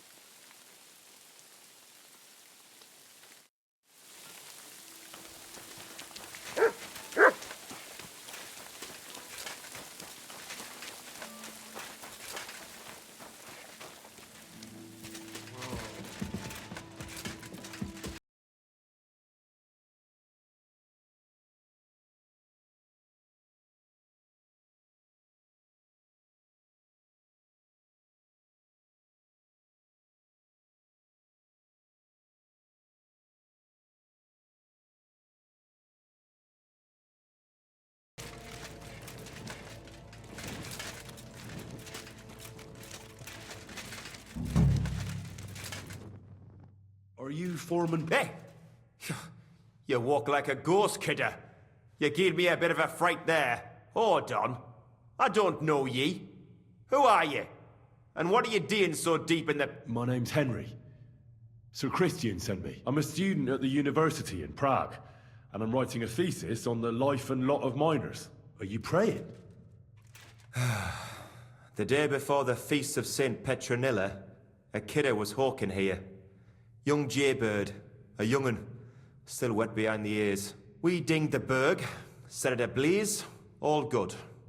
He took a mell, battered the fault, and the props spangued out. It all came crashing down on him. Done him right in it did. That's awful. I'm sorry about your friend. He weren't just me marrow. He were my blood. I raised him from a nipper since my sister died. He kept begging me to take him on a shift, saying he was as strong as a horse. Wouldn't have taken her like. And now, how can he forgive myself? Come on, it wasn't your fault. Accidents happen. It's God's will. I suppose you're right. Will you pray with me for his soul one last time? Aye. I'll pray with you. You're a canny lad. Repeat after me. Almighty and merciful God, our Father, you are the giver of gold, silver, bronze, copper, Almighty tin, and merciful iron, God, and our all Father, ores and metals. you are the giver I of ask that you gold, bless me brother silver, who has died in this bronze, mine. copper, And may your tin, holy angels save iron, his soul from and all damnation. ores and metals. Bring his soul to I ask that you eternal bless glory my through our brother, Lord, who has our died in his Saviour and mind. Redeemer, Jesus And may your Christ. holy angels save his soul from The angel of the damnation. Lord declared Bring his to soul Mary, to eternal she glory conceived the Holy through our Spirit. Lord, our Amen. Saviour and Redeemer, Mary said, Jesus Behold, Christ. I am the handmaid Amen. of the Lord. Be it done unto me according to thy word. Hail Mary. And the word was made flesh and dwelt among us.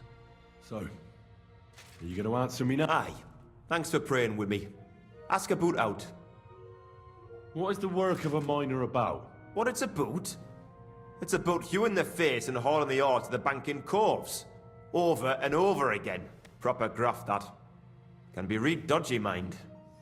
Might even do you in. Are deaths in the mine common? Aye. But every death in the shaft is a waste. Whether it's in a crumple or black damp. Unfortunately, we still bury a yakker or two a month, you know.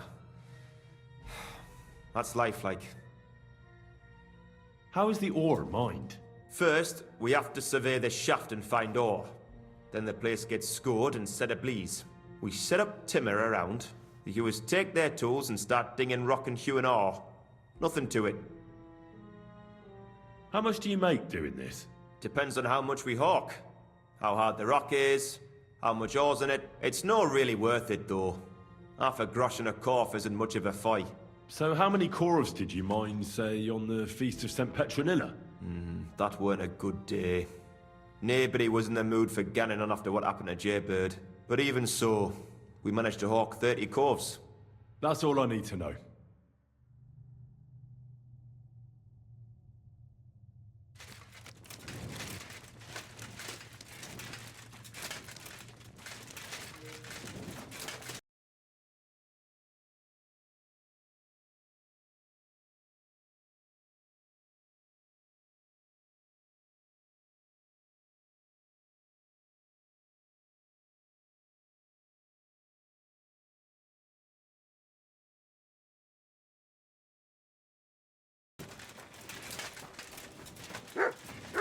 Samko? Oh, a straight.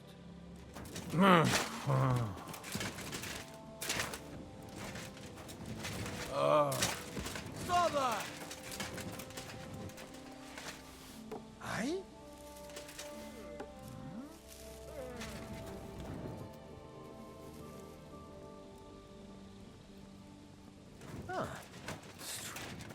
Are you Foreman Sam? Aye, I am. And who's asking? My name is Henry. Stuart Christian sent me to you. I'm a student from Prague, and I'm writing a treatise on miners and mine operations. Why should I care?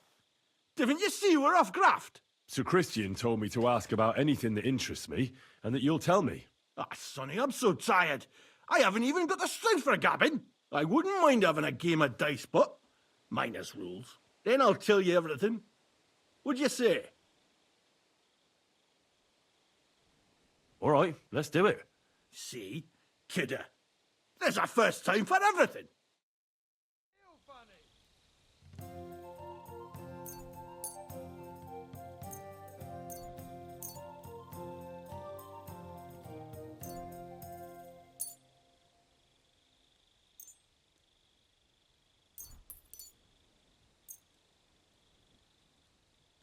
Today's my lucky day. I can feel it in my bones.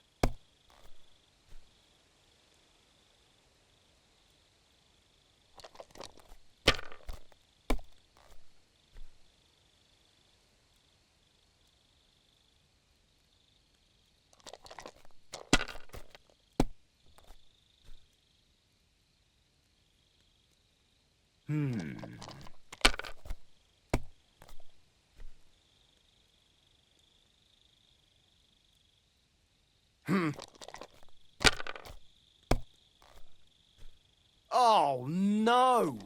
Not good.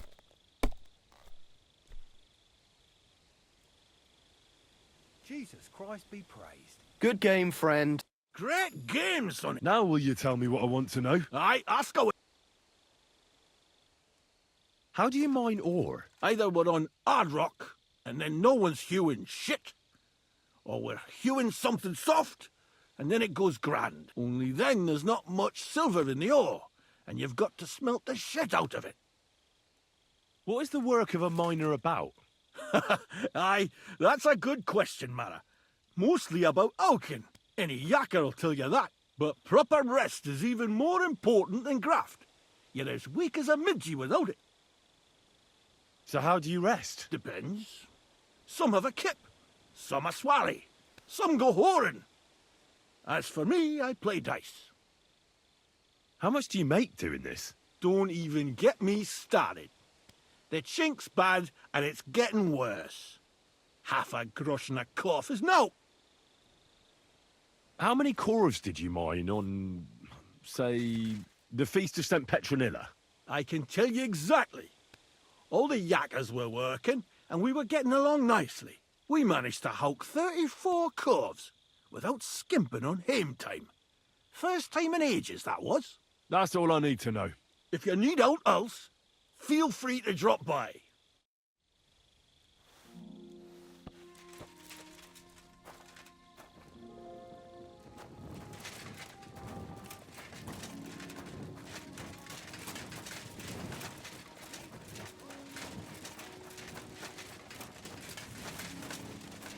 Frank? I'm trying to sleep. Go in the morning. Aye? Foreman Fra... What you looking for, Sonny? Can't you see we're hewing? Sir Christian of Pisek sent me. I'm a student at the university in Prague. Henry, I'm writing a treatise on silver mining. I didn't know you scribblers were interested in us ordinary yakkers, but you can't just amble around. You'll cap your creels. I just have a few questions. The more we gab, the less we gar. But make it snappy, man. What do you want to know, like? What is the work of a miner really about? What's it about? Bugger all, kidder. No great shakes. We gans through the roads, Bella, hewing off from rock in the dark and breathing in the stithe. How exactly do you mine ore? Bloody hell. Have you never seen a yakker graft, kidder? You take a kevel and ding away at the rock till it crumbles. And if you keep ganning at it for a couple of years and don't croak from the stithe, then you'll keel over from exhaustion or get scrushed by the ceiling of the road you're hewing. How do you get the ore outside? Same way it's hewed, in the dark and in coves. On top of that, you spend a lot of the bloody time on all fours. Once you get out by with the corf, you get a tally, and you can get back in by. How much do you get for your work? I'll tell you, man. Them deputies up at bank make a howfing pile of chink, but us buggers, the ones doing all the graft, we earn a pittance. Can you give me a more specific number? Sometimes, not even half a grosh and a cough. That's near way to make a living, man. I wonder, how much do you mine in a day? That depends on how much ore you howk out of this or that face. It varies. How much did you mine, say, on the Feast of St. Petronilla? Listen, kidder. Aren't you a bit too curious? Why do you need to know that for? Them numbers won't be useful to nobody.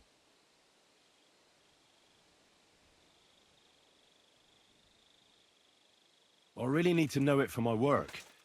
My treatise won't be complete without it. Est rerum omnium magister usus. Experience is the best teacher. And you have that experience. Aye, well, a clever head but a gawk-handed, eh? All right, I'll tell you. It was a good gar on the Feast of St. Petronilla. Our yakkers hewed 36 corves. Thanks. Nah, thank ye. Now leave us to hew, Mara. We've got a lot of graft ahead of us. Yeah, real funny. Huh?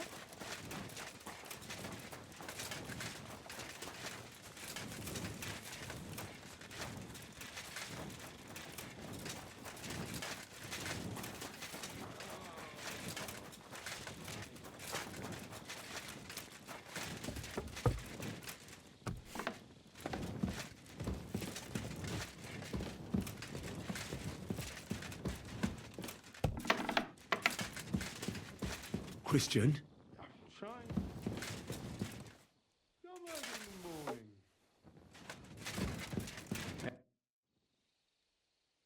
I already know how many corves the crews extracted on the Feast of St. Petronilla. It was 100 altogether.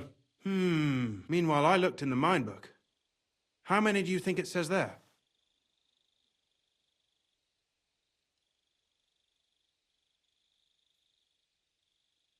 I'd guess it's less. Then you'd be correct. The book lists 90 corves extracted. That means 10 corves of ore disappear each day. But nobody could just come along and take them. We keep a close watch on everything. The unreported corves must be going out to smelting works with the rest of the ore. That means... What does it mean? That this is fraud of colossal proportions, and that Foreman Fett and Herman the ore merchant are in it up to their ears. What about Vava? I still think the trail will lead us to him, but we know too little so far. You need to talk to Fett and Herman first. Being involved in the theft of silver is a capital crime, so it should be in their own interest to cooperate. Make sure to promise them no one will know about their crime. You can mention my name. When you've talked to them, come back to me and we'll figure out what to do next.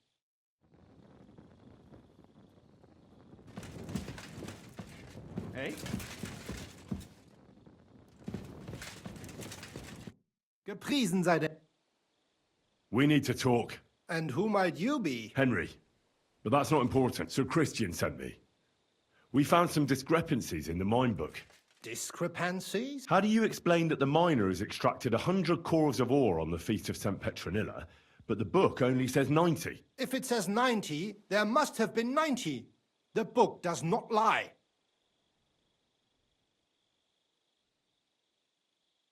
Or someone is writing down false numbers and hiding 10 cores. I do not write anything in the book myself. Foreman Fett counts the corves here. Go and talk to him instead. Don't tell me you don't count them too. You wouldn't pay for more corves than there really were. Do you have any idea how much ore passes through my hands? How am I supposed to remember how many there were ausgerechnet on the Fest of St. Petronilla? Besides, miners can lie and say they extracted more than they did. They like to show off. All 3 crews agreed to report more. I seriously doubt that.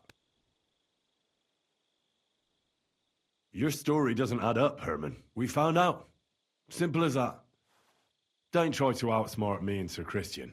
I am not trying to do anything. It was Fett's idea. He came to me saying we were going to deliver more corves to the smelters than we would report, and I would get paid for it. It was going well. I have always paid for what we put in the book. Then I got some geld from Fett on the side. On the Feast of St. Petronilla, I was afraid they would be able to tell the difference. 10 corves is 10 corves after all. Nobody at the smelting works cared at all. I am sure they are in on it too. How long has this been going on? Several months. Maybe half a year. About since Sigismund arrived. Is Ulrich Vavak behind this? The Mint Master? I have no idea. I am a mere assayer.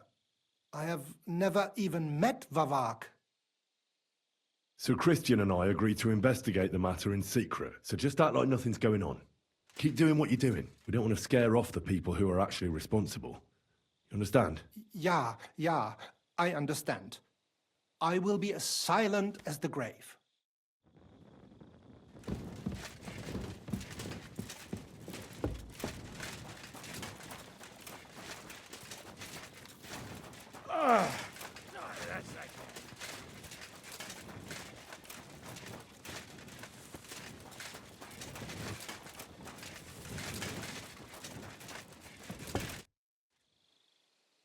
A word, Foreman. Who are you? And what do you want? I'm Henry.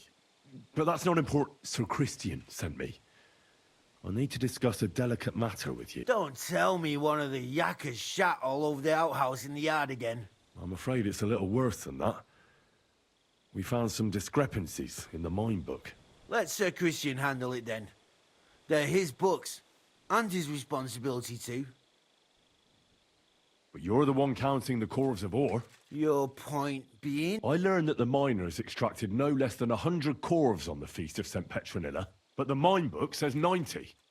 Do you think the yakkers know how to count? They're blockheads, and they like to show off. I'm sure they just exaggerated. Anyway, what's it to you? Did the steward send you to snoop around? Don't you know? I work for Vavek, the mint master himself. I'm under his protection. Aye, there's no point in denying it. Herman told me everything. Bloody snitch.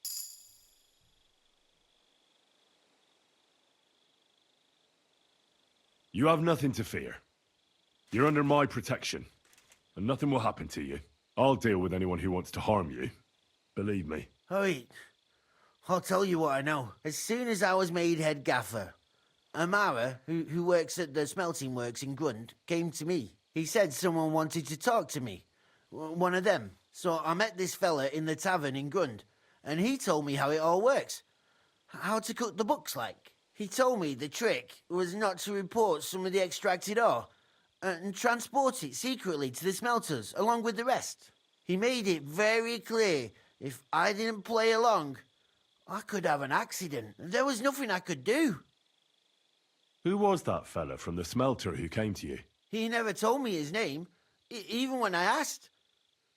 He's a tall bloke, stocky, pockmarked. I don't scare easy, but this bloke was terrifying. How long has this been going on? For some time now, definitely. I heard even former head gaffer Kircher was in on it too. Where can I find him? You can't ask Kircher any questions. He fell down a shaft. They say he was drunk. But I don't think it was an accident. Who pays you on the side? You have to pay the miners for what they actually extracted. I get the extra chink from the smelting works. It's enough for the Yakkers and for Herman. Do you think the Mint Master, Ulrich Vavak, is behind this? I don't know. I've got naught bad to say about Vavak. He treats me canny whenever he shows up. He says if Christian gives us hassle, he'd sooner replace him than me. He really said that. The Mint Master himself. All right. Just carry on as if nothing's happened. No one must find out we know about the fraud. Christian won't give you any trouble, nor will anyone else. Is that clear? Clear as a bell, Mara. I'll be silent as the grave.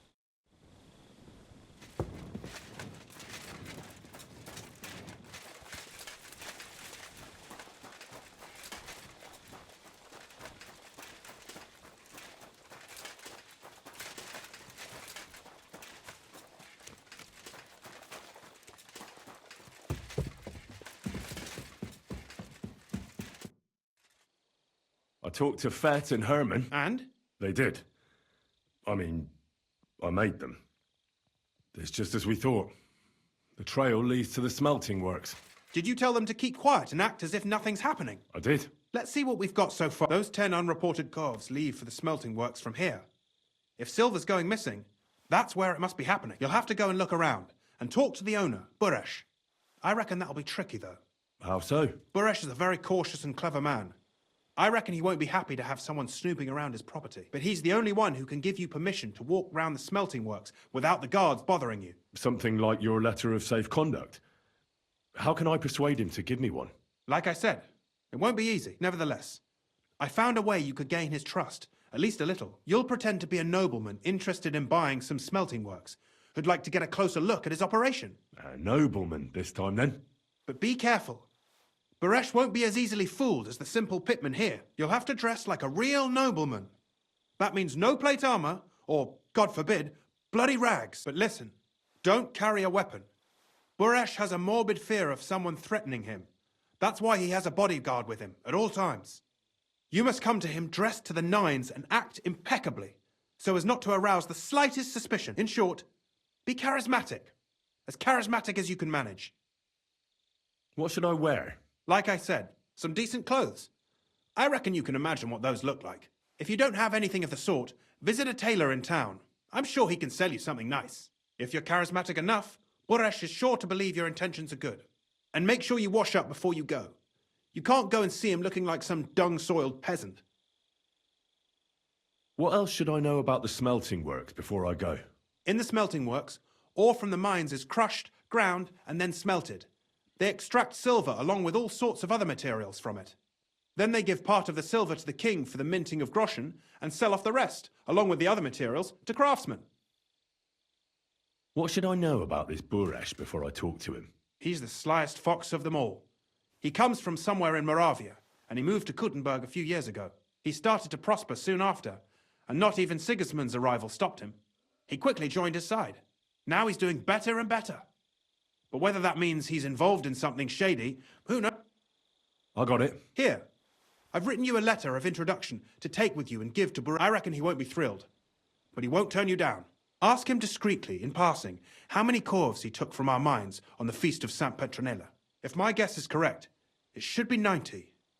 It still doesn't prove anything, but at least it'll give us a clue. You could get something out of the workers. One of them is bound to know something. When you're in the smelting works, keep your eyes peeled. I'm sure something is going on there.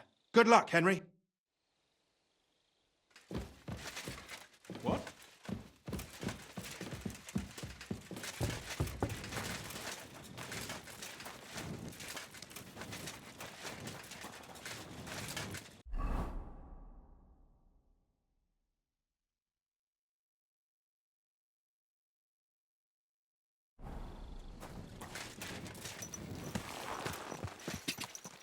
Quick!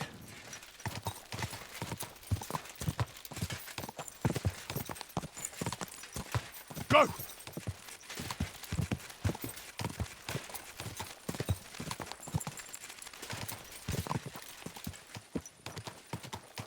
quick!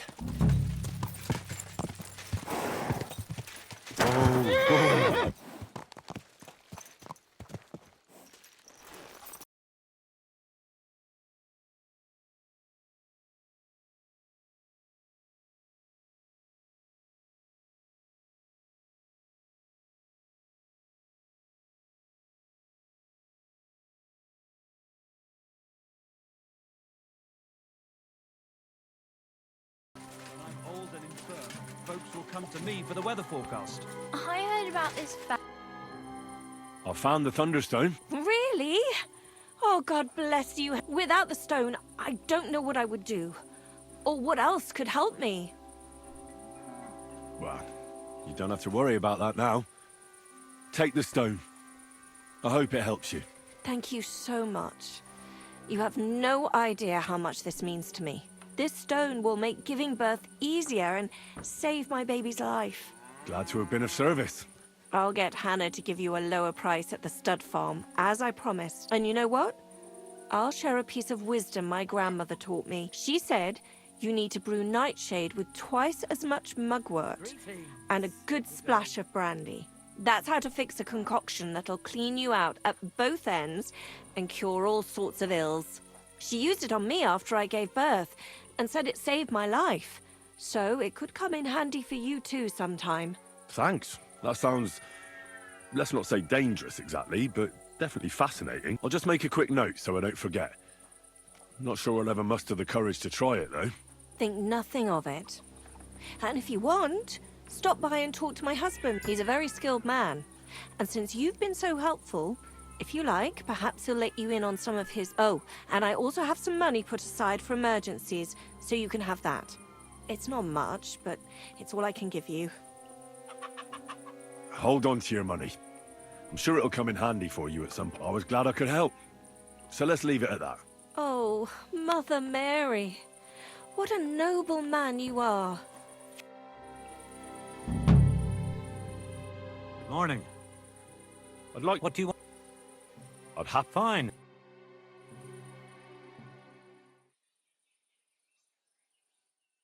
Greetings. Huh. What are you doing here?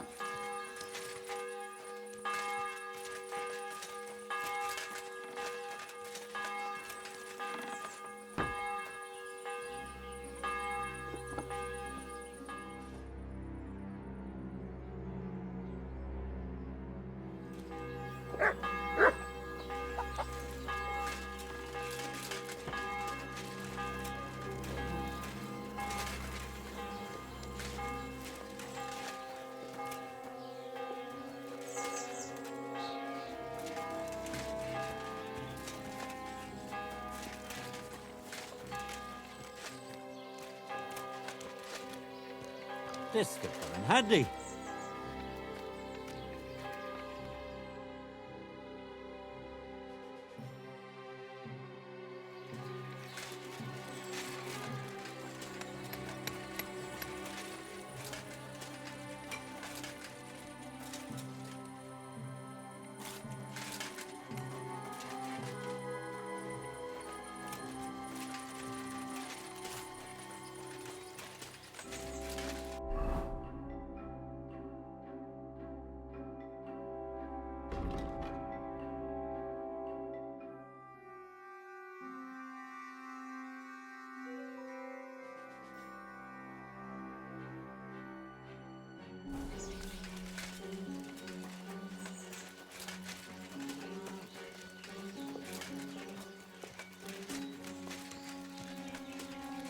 Hail Mary.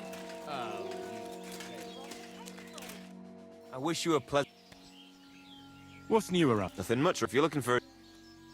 What do you have?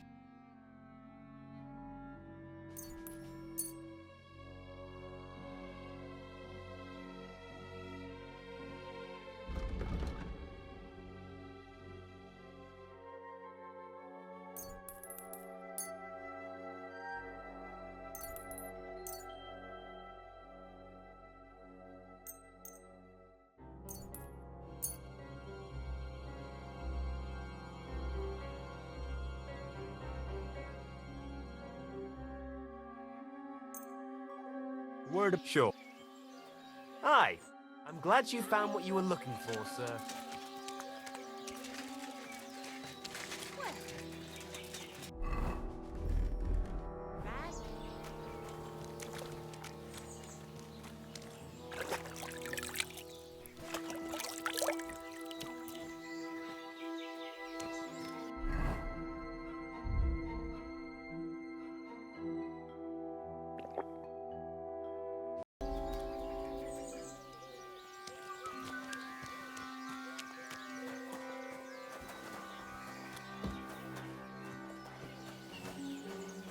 Don't be...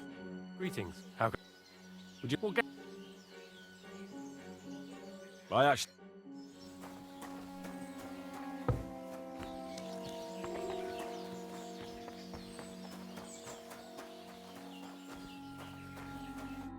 Greetings, Master Buresh. I'm Henry of Scalet. Nice clothes. You've got good taste. Thank you, Goodman. Likewise, Christian of Pisek sent me. I'm supposed to give you this letter with his testimonial. Scalets, you say? That's where the royal mines are. Am I right? You are. Unfortunately, the mining has ceased since King Sigismund's attack. That truly is unfortunate. Christian writes that your family is interested in running a smelter. But I'm not selling any. I know. I just want to see what it looks like in the smelting works. Well, if Sir Christian wishes it, I won't deny you the opportunity. With this letter of safe conduct, you'll be able to move around unfettered. The guards will recognize my seal. But I don't want you disturbing the workers with any unnecessary questions. If you want to know anything, ask me. How many corves of ore do you process here per day? We don't measure in corves here. I have several ore merchants working for me. They buy ore from various mines. When they deliver it here, we don't measure it by the corf, but weigh by the quintal. We process a large amount here, up to several thousand quintals a day in total. Can you tell me what happens with the mined ore in the smelting works? We weigh in the delivered ore and crush it so that it can be sorted for roasting. Roasting mainly separates sulfur from the ore, which is why the place smells like hell itself.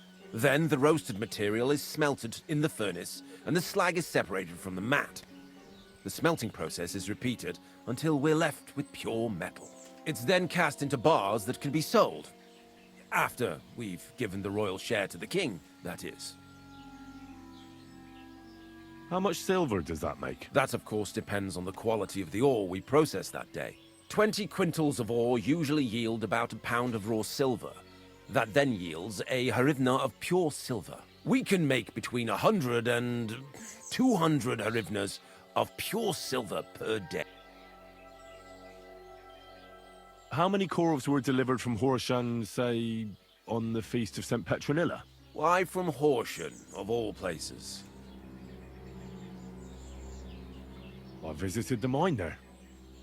They told me they'd extracted quite a large amount. You're lucky. I have an excellent memory. It was a lot indeed. 90 corves. God be with you. Good. Don't forget, there are limits to my... And above all, mind you don't have an accident. Smelters are dangerous places. God be with you, sir.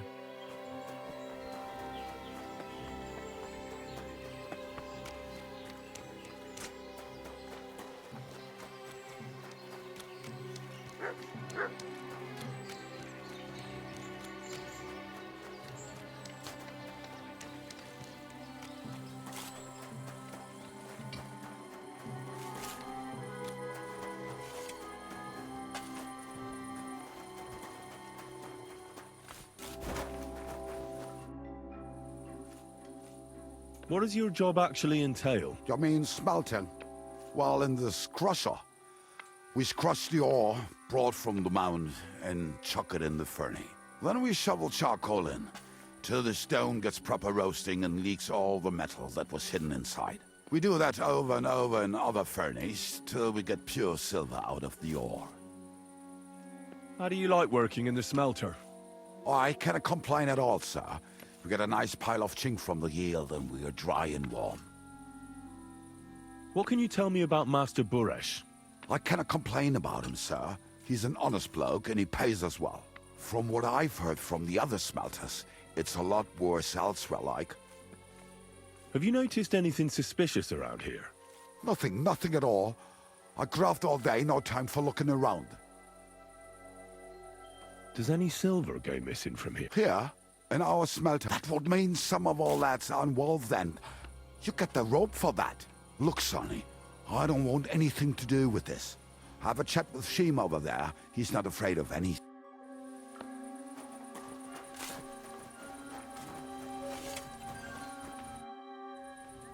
Are you the fella they call Sheem? You have no business being here. What do you want? I'm told you know something about the silver that keeps going missing from the smelters. Me? I don't know what you were told. Meet me outside in a while. Now you better get out of here before the guards see you. Fuck. I have to have a piss. You take over here, lads. I'll be right back.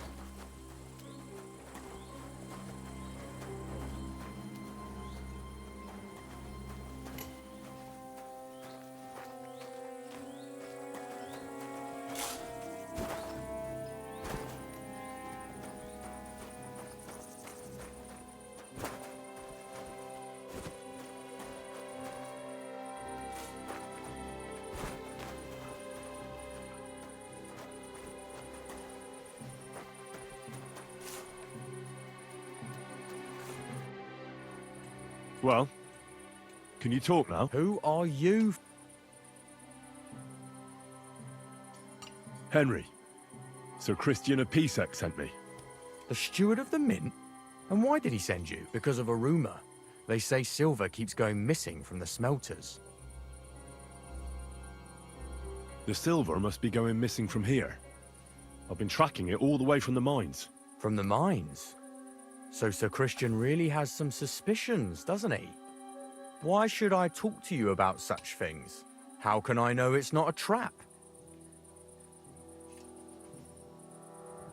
Look, I know my way around silver mining. I'm conducting an expert investigation. Justice is blind. If someone's bypassing the production process just to stuff their purse, they're hurting more than just the king. Especially you, the grafters, the yakkers and smelters. And that pisses me off, because I'm actually one of you. Right. I reckon you could be. Listen up, then. It's Volkmar. He's the head smelter. He's worked with us for years. Recently, he bought stables here in Grund, out of the blue. The entire stables. Where do you think he got the money? It's all very suspicious, because he's the one with the best access to the finished silver bars. If you want to find out where the silver keeps going missing, go to him. I'll bet you he knows a thing or two about it. But be careful and keep a weapon close. People like him can be vicious. Thank you. What does your job entail? Here in the smelter, the extracted ore turns into pure silver right under our hands. Bloody miracle, right? Horse shit. It's an awful, filthy fucking graft for a few miserable groschen. If I could, I'd fuck off somewhere over the hills. But I've a family, and they don't ask me what I really want. How do you like working in the smelter? It's a shitty fucking job. My back aches something awful from shoveling heaps of ore back and forth. You're always breathing stive from the furnace, and then you cough your soul out after the shift is over. We'll all be crippled wrecks in a few years. That's how it is.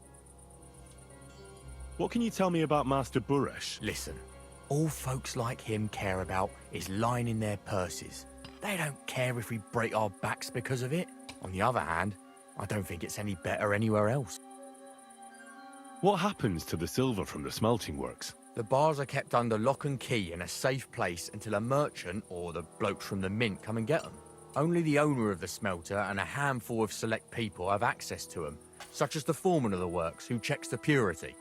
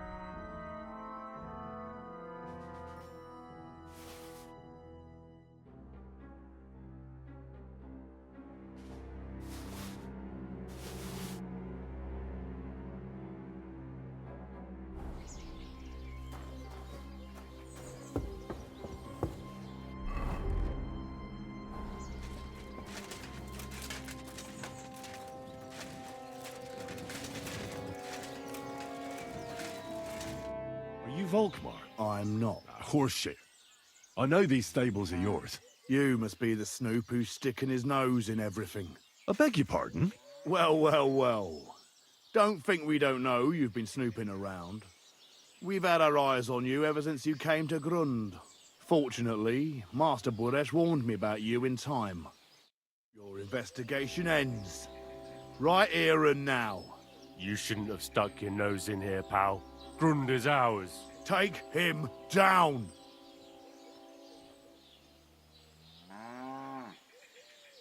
Let's do it then. I don't care how many of you there are. I'll hack you to pieces. And my dog will finally get a proper meal. Whoa, a tough nut. Where are you going, cowards? You're mine.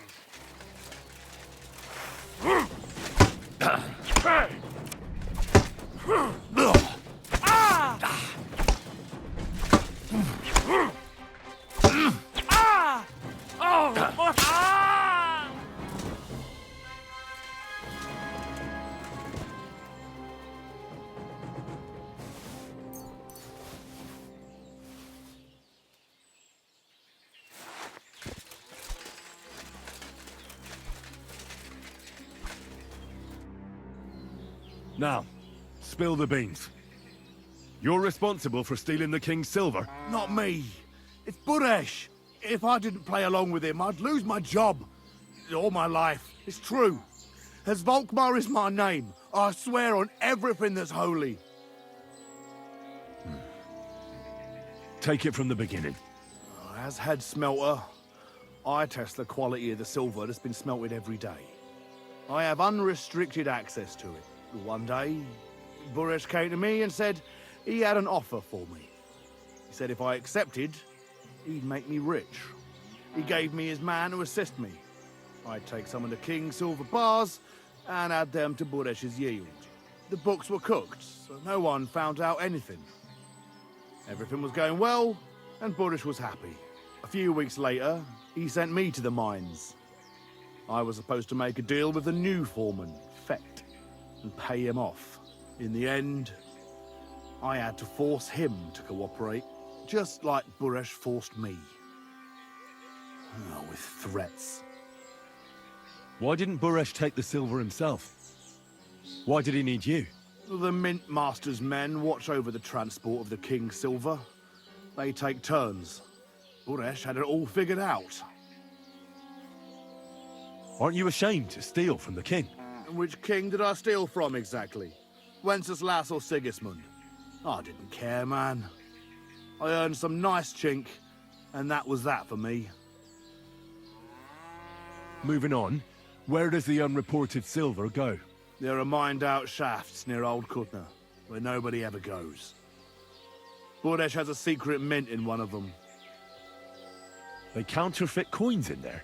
I suppose so. But what they actually do there, I've no idea. I've never been there. Buresh only told me about the mint a while ago. He wanted to send me there for some reason, so he drew me a map. Did Buresh ever mention that Mint Master Vavak was involved in it? Not in front of me. Maybe his guard, Little Neri, knew something, but you won't be able to ask him anything anymore. Give me the map. Yeah, if you take the road to Old Kutna, you'll reach the place where the abandoned shafts are. The entrance to the mint is somewhere around there. Look here. Why are you doing this anyway? For King Wenceslas. He may be in captivity, but he won't be there forever. He doesn't deserve to be robbed. That sounds like a noble cause. Now you have the map, and since I told you everything, will you let me go? Please? I know I wanted to, but please let me go. Please. Stables be damned, just let me go. All right. You can go. Thank you. I'll never forget this. I'll go to Kuttenberg and get fixed up there somehow.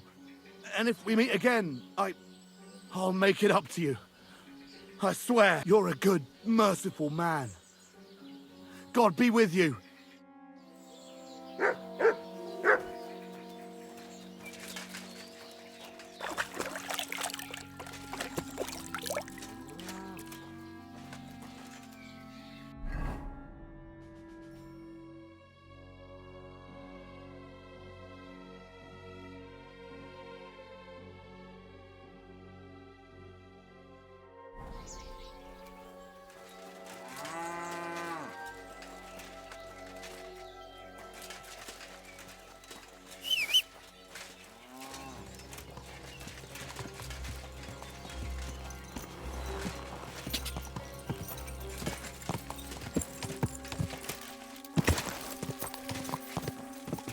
Go!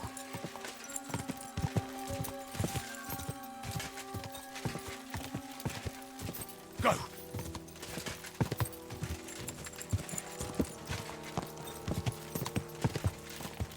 Quick!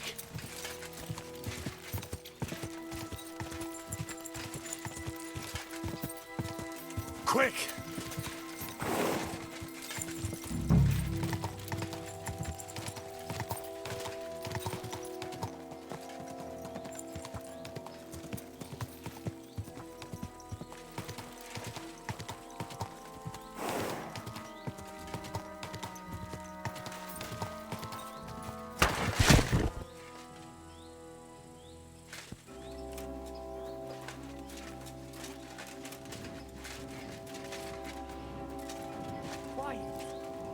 Can't be here.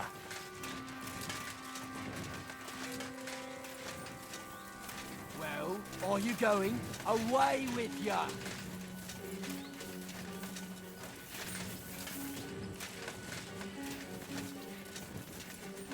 That's it. Go now. What are you doing?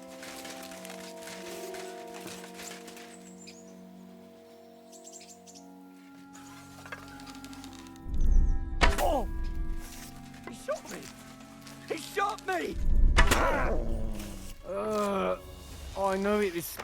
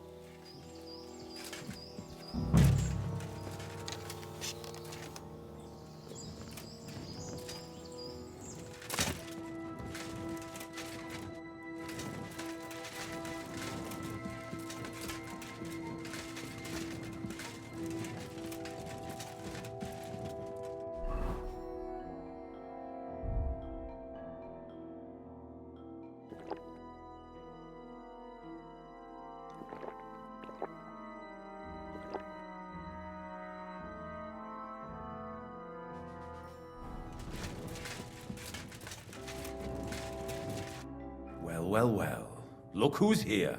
I knew from the start you didn't come to the works for nothing. But I underestimated you. An embarrassing mistake. I reckoned you wouldn't find anything. And even if you did, little Neri was supposed to get rid of you. It turned out the other way round. Congratulations. His wife and children will surely be beside them. What to do with you now, Snoop? We could come to a reasonable agreement, or underground, no one. You'll be the... We'll see. He can't leave here alive! Finish him! You want to try me?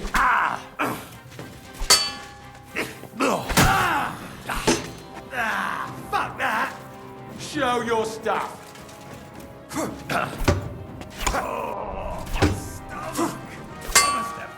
Bad luck! Too slow! Show what you're made of! I'll rip your ass open!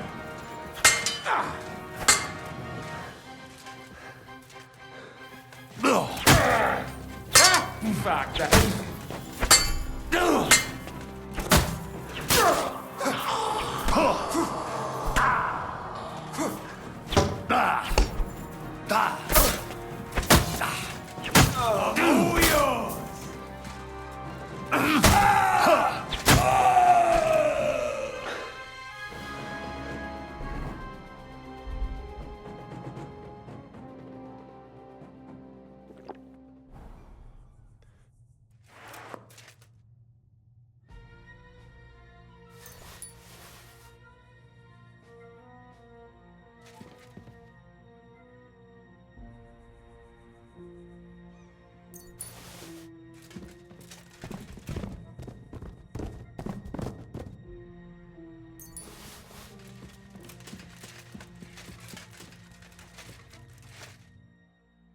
Have you had enough, Bur?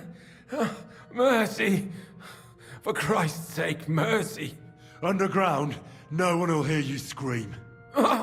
No, please! I want proof that Mint Master Vavak is involved in this whole scheme. But I really don't know anything. Stop lying to my face. Out with the truth. All right. The whole thing was Ulrich's idea. As soon as he became Sigismund's Mint Master, he got cocky and began to abuse his power. He grabbed anything he could get his hands on, took away mining rights from anyone who opposed him. Anyone who wanted to keep his station had to pay him a hefty fee, but that still wasn't enough for him. So he came to me one day with the idea that some of the royal silver might not reach the king at all. Why did he come to you? The citizens of Kuttenberg didn't like some blow-in turning up to replace Peter of Pisek, and they were even less happy when he started giving them trouble. He'd have a job finding any allies among them. I'm a stranger here too. I've never had it easy here either. Think what you will, but I like Vavag better than all them Rutards, Piseks, and the other stuck-up mine-owning lords. So you agreed to help him? Did I have any other choice? He'd destroy me and find someone else to run the smelting works. I hate to say it, but he knew who to come to. Wasn't he afraid of Sigismund? Sigismund came here for the silver. He doesn't care how it gets to him, as long as it does. He trusts the Mint Master he installed, and he's got no way of knowing something's going missing along the way. Unless someone tells him. What was his plan? Surprisingly simple. Bribe anyone who kept records of mining and processing to cook the books. And to keep the Mint Master free of suspicion, he put me in charge of this whole operation. For a tidy pile of coin, of course. In the end, it wasn't even that hard. No one had the slightest problem with earning something on the side of the king's expense. And when somebody got cold feet, we took care of him. What are you doing with the stolen silver? Stolen? Such an ugly word. I prefer diverted. Undisclosed. Whatever. What do you do with it? It's used to mint groschen. Genuine groschen. Genuine? I don't get it. It's simple, really. Our coiners work with genuine coin dies. We're producing beautiful, new, and especially clean groschen. No one can tell they're not from the Italian court. About the evidence? Yes? I need some proof in my hands. Something that proves Vavak's involvement in the scheme beyond any doubt. And I can count on you to make sure my name is never mentioned? Will you give me your word? You have my word. I won't blackmail you. I'm glad to hear that. Here's the key to the chest. You'll find everything you need there. It's behind that door, in the coiner's room. The key to it is right here on the table. You'd better not talk to the coiners. They're an odd bunch. Is that all? Aye. I'm sure you have something else. I don't know what, but I have a hunch. I really don't have... I'll be on my way. I won't say it was nice to meet you, because that wouldn't be true. I hope we never see each other again.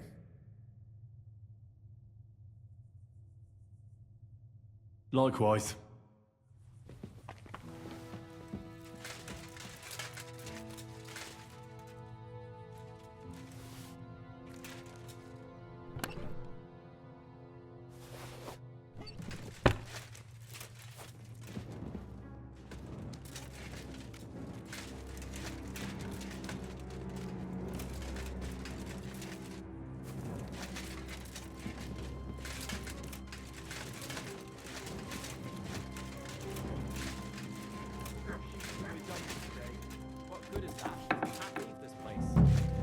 drink, roll some dice. Don't worry. Sooner or later... I'm here to help you. What are you doing here? Get out of here. If the guards catch you, there'll be trouble. You don't have to worry about the guards. I took care of them. What about Master Buresh? He was here with them just a while ago. I talked to Buresh. I reckon he'll be on his way now. Heading somewhere far, far away. What? I came to get evidence against Mint Master of Vavak. Where can I find it? There are some books in that chest over there, but it's locked. And only Master Buresh has the keys. Leave that to me. I still need the genuine coin die from you. It's another piece of evidence. Everything we do here is clean. Completely. Except you're minting using stolen silver. How are we to know where it comes from? It's none of our business. We're just pawns. We're not hurting anybody. Nobody's saying any different. Like I said, I'm here to free you. The guards are dead. You're free to leave. Hang on.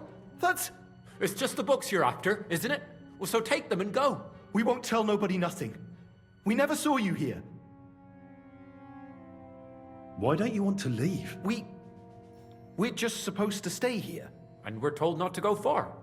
The Mint Master would be angry. I told you, I've already taken care of the guards. They couldn't fight for shit. I didn't even break a sweat. You're free. So what are you waiting for? Free? Like, we can go? Without permission? So, if he says the guards are gone... Then we could... What do you think? I don't know. I can't believe it. Me neither. Free! Free!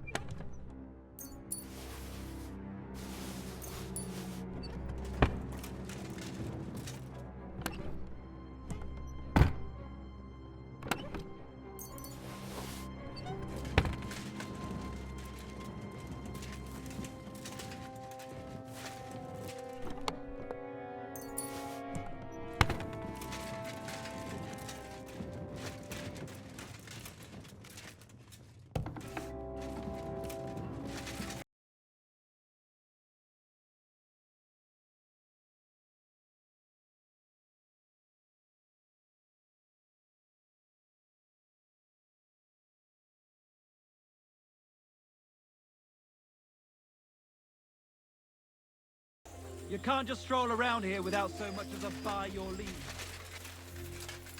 I won't let you stay. What? Ah!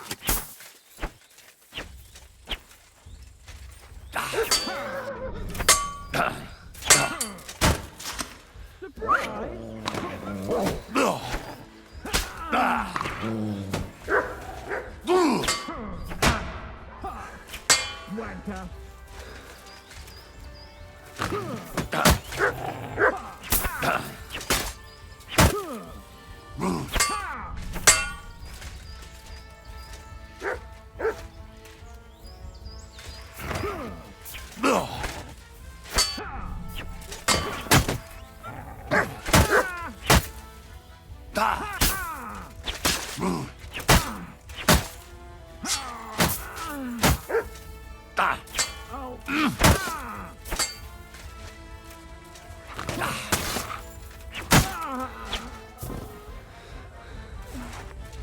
Here you go. Take it.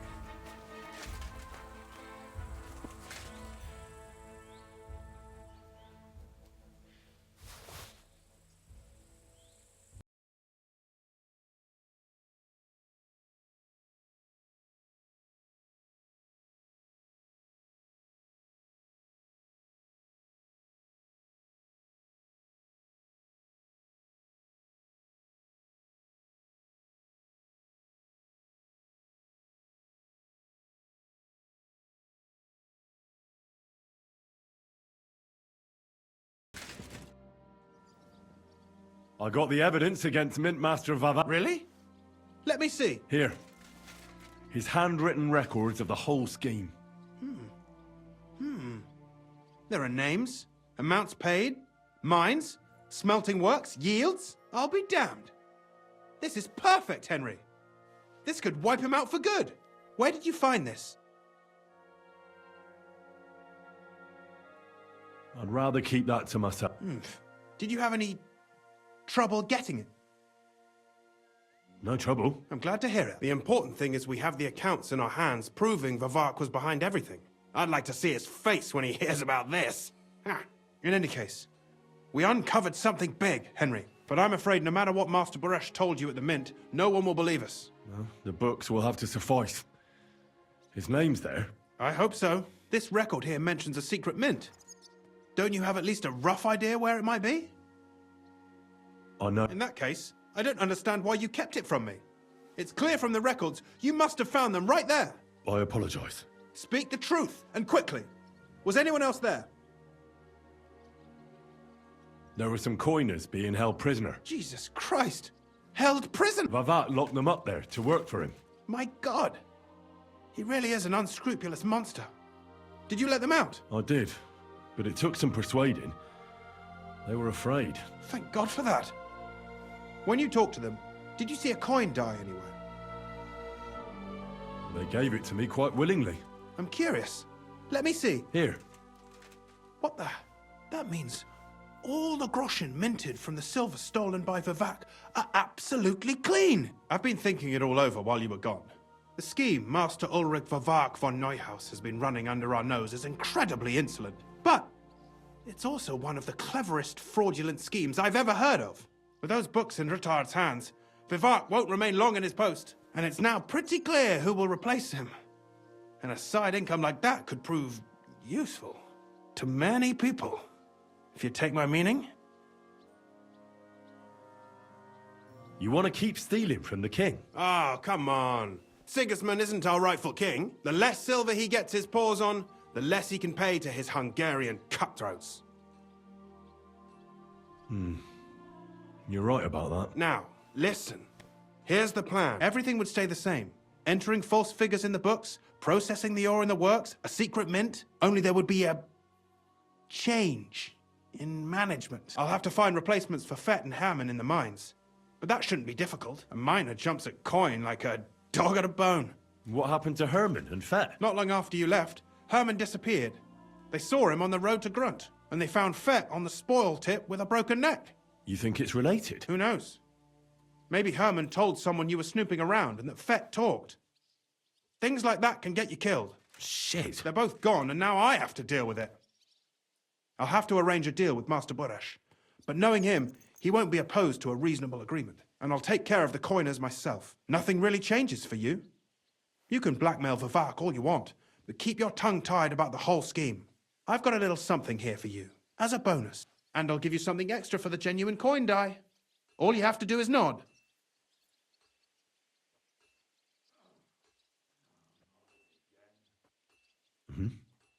Excellent. You won't regret, but don't forget. You can blackmail Vivek with the evidence all you want, but leave the path of silver to me. Here's your secret records and copies of the books from the mines and the smelting works for comparison. Thank you. No, thank you. It was a pleasure working with you, Henry. I wish you the best of luck. Maybe we'll see each other again. And give my regards to Sir Kunzling. It'll be a great weight off his chest.